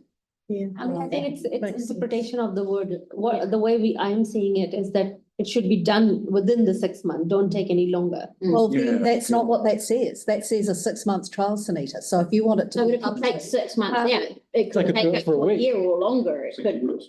Or it could be no, sorry, it says requests that staff initiate a 6 months trial. Fine. We've got to move an agenda. If you guys are happy with that, then. Okay, so you want a 6 month trial. Okay, that's cool. All right. That's what it says. That's what it says. If that's what you want, then go for it. It's a waste of time. I agree with you this time, Ali. And maybe we could do another whatever we have to do to change a 6 month trial into until until a decision is made to have a permanent alcohol ban or not. It's the trial of working with the agencies. That's not necessarily related to the ban. What about initiate an up to 6 month trial? And that means we've got room to move that if it's less, it's less. But at the moment, it is a 6 month trial. Yeah, well, that's why we got moved and seconded. Yeah. So what do you think? Unless John and Sunita want to amend it. Yeah. Well, hang on. I can't support that, but I support the rest of it. Support it then. That's what they've moved and seconded. Yeah, but Sunita also said that she thought that it meant that it could be done in a shorter time. That we are giving 6 months for this to be done.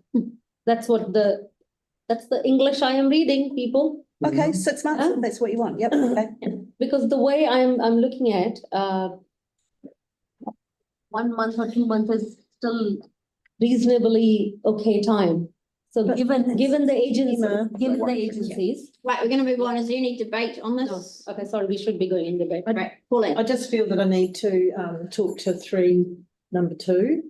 So that takes us back to our decision, and we didn't have this you at the last meeting, and we kind of jumped in without fully realising the steps that we had to take. So you know, I was a little bit impulsive, and Mark was trying to give the advice, but I didn't quite comprehend that.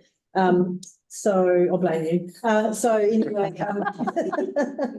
no, I'm sorry about that. So I'm happy to support that today, and I'm fairly sure that the evidence that's required is not going to be very difficult to find, and I don't think providing staff have the time, I don't think it's going to be a lengthy process.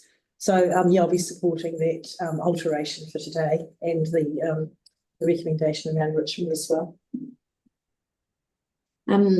I was just going to quickly jump in before you, Ali. I'm fully supportive of what we've got here in front of us today. I think it's good that it gets that bylaw process going, but then we're also doing that work with external agencies to address the problems now. We're not delaying that. So I'm fully supportive of this. Ali? Yeah, I'm supportive of it generally too. I can't support number 2. I'm sorry if you think it's pedantic, but I don't want a 6 months trial, and that's what the wording says. I'm really pleased that this has come directly from the community. I think that's the whole point. That's what we're here for, is to hear about these issues. The report that's come from the community and people who have phoned me and emailed me have been very clear about the distress, the social distress that this is causing. Of course, we have to follow the legislative requirements, and we have to do that correctly, and that's important. But it's good to hear too, Pauline, reiterate that this, you know, should be done as quickly as possible. Again, that is why the 6 months trial concerns me somewhat. What I would like to see is police on the ground now. I think it's a shame that we don't have visibility of cops on the beat in the area. I think that would make a big difference. And I'd also like to be liaising with police far more than we are, so that this becomes a partnership and that we're working together to do something now. Because this isn't going to be immediate, but we do need to do something quickly. And I'm very much supportive of a public information campaign, if you like, whether that means putting up a presentation that we've had today online, great, but I think we do need to also work with police to communicate what the Summary Offences Act allows, and also make clear that this isn't about keeping people down or standing on people. This is about giving people a hand up and helping them to find the agencies that they need to help them while reducing the distress for people in the community. All right, thanks, Ellie. Anyone else? Simon? Thank you. For very much the same reasons as you, Emma.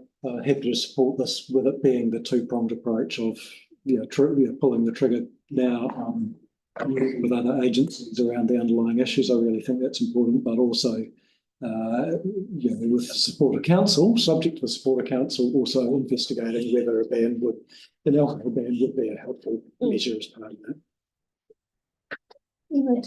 I know I've spoken about I wonder if with the will of the mover and seconder, we want to put a recommendation that the board contacts the police and lets them know we're doing this. That will be process, is it? Well, I'm in active conversation with police about, yeah. So you let them know the resolution today, because they're in trouble. They're an external agency. Thank you. Right, I think we need to note that. Thank you. Right, we'll put that motion. All those in favour? Aye. Against? Ali, do you want it noted that you're against? Perfect, thank you, Emma. I'm against the 6 months period in number 2, but the rest of it I'm supportive of. Yeah. Right, so that's carried.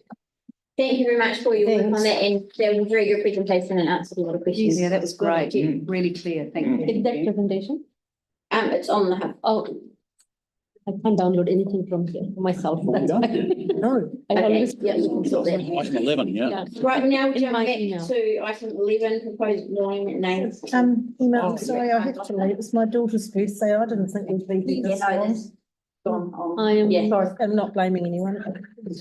It's Murphy's Law. Okay.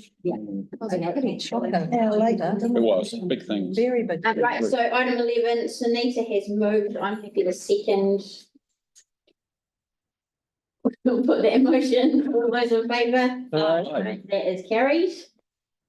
And that takes us to our area report. I believe. Patience. They were big issues. That was the thing. I remember the days of Yvonne. Yes, I was just saying, this is nothing. Here till 10 o'clock. Yes, quite often. We'll take the area report as read. Just a piece of feedback though. This week we had some people from Canterbury, Dementia Canterbury in, and they said Papanui Bush, the money that you call hard to off the better off Papanui Bush, they use the walkway every day. They're down to 6 minutes for a trek. And they said it's a game changer for them just to get out of the office and walk around. So they said, Namahi Nui to the board. Yeah. Right, that's fantastic feedback.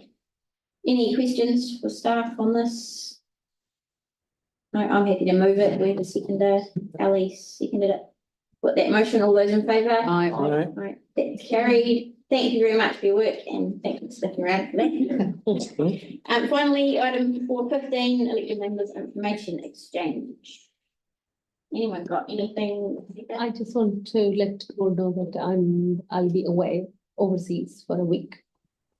That's all. Thank you, Ellie. Yeah, I just wanted to say I have emailed you all a précis of the LGNZ symposium that I attended in Wellington last community board meeting, actually, when my communication fell down.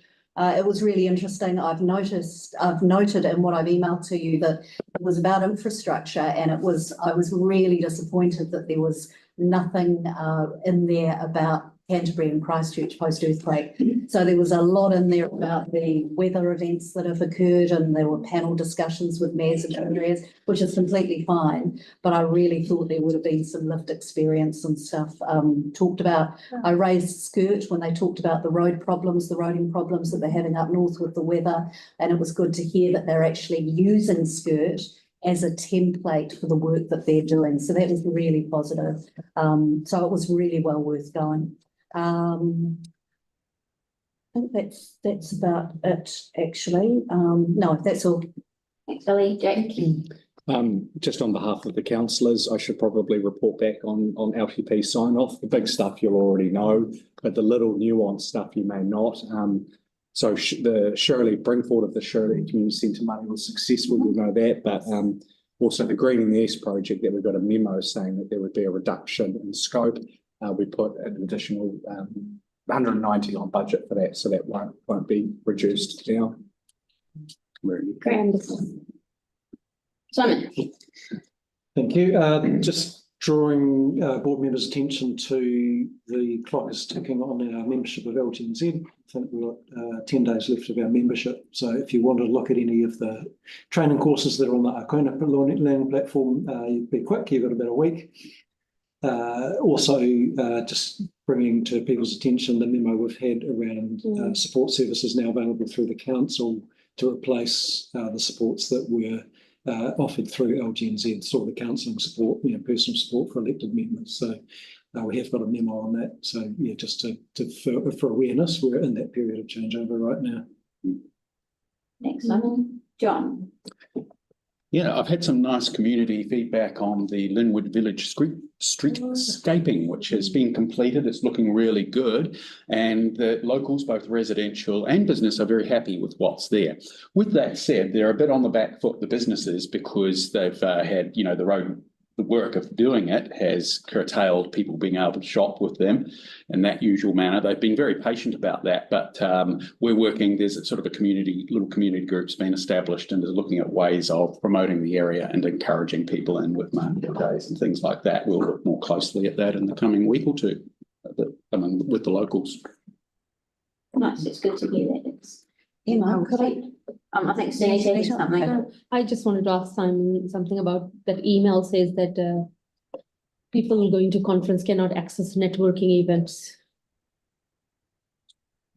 Oh, yeah, we've had an email from LGNZ in relation to attendance at the Community Boards Conference. I've received the same email. I can't clarify it, sorry, if you're looking for So like what event to exactly understand what they're that means. talking about? It's unclear to me, sorry. I think that means like these are young elected members.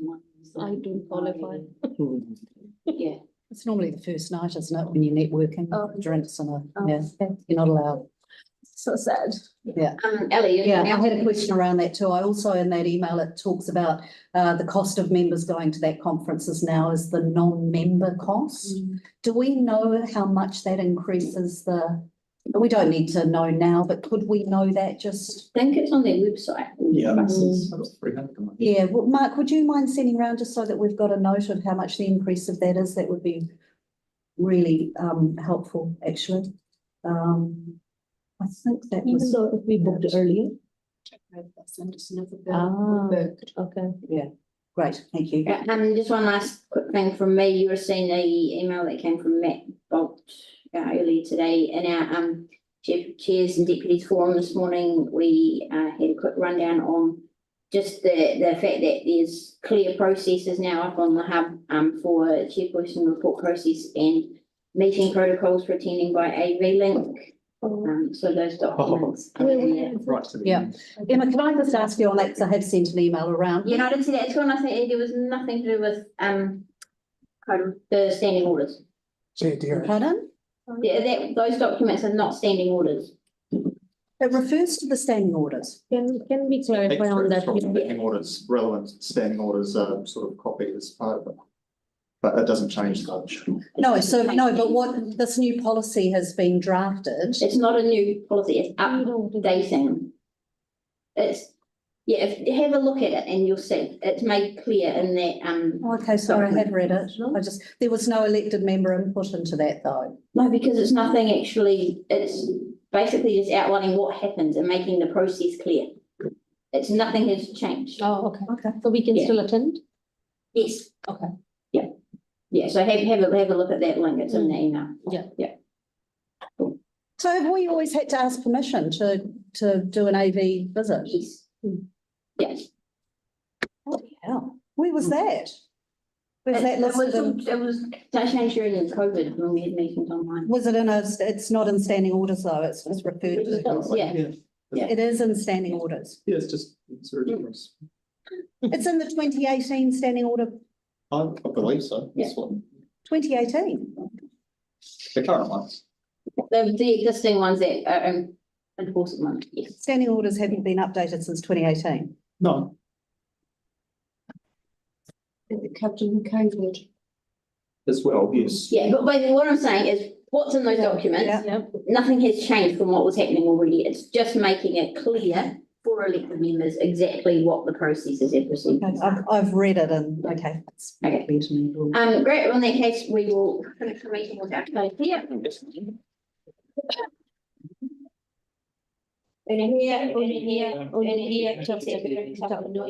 Yeah, what to mama, and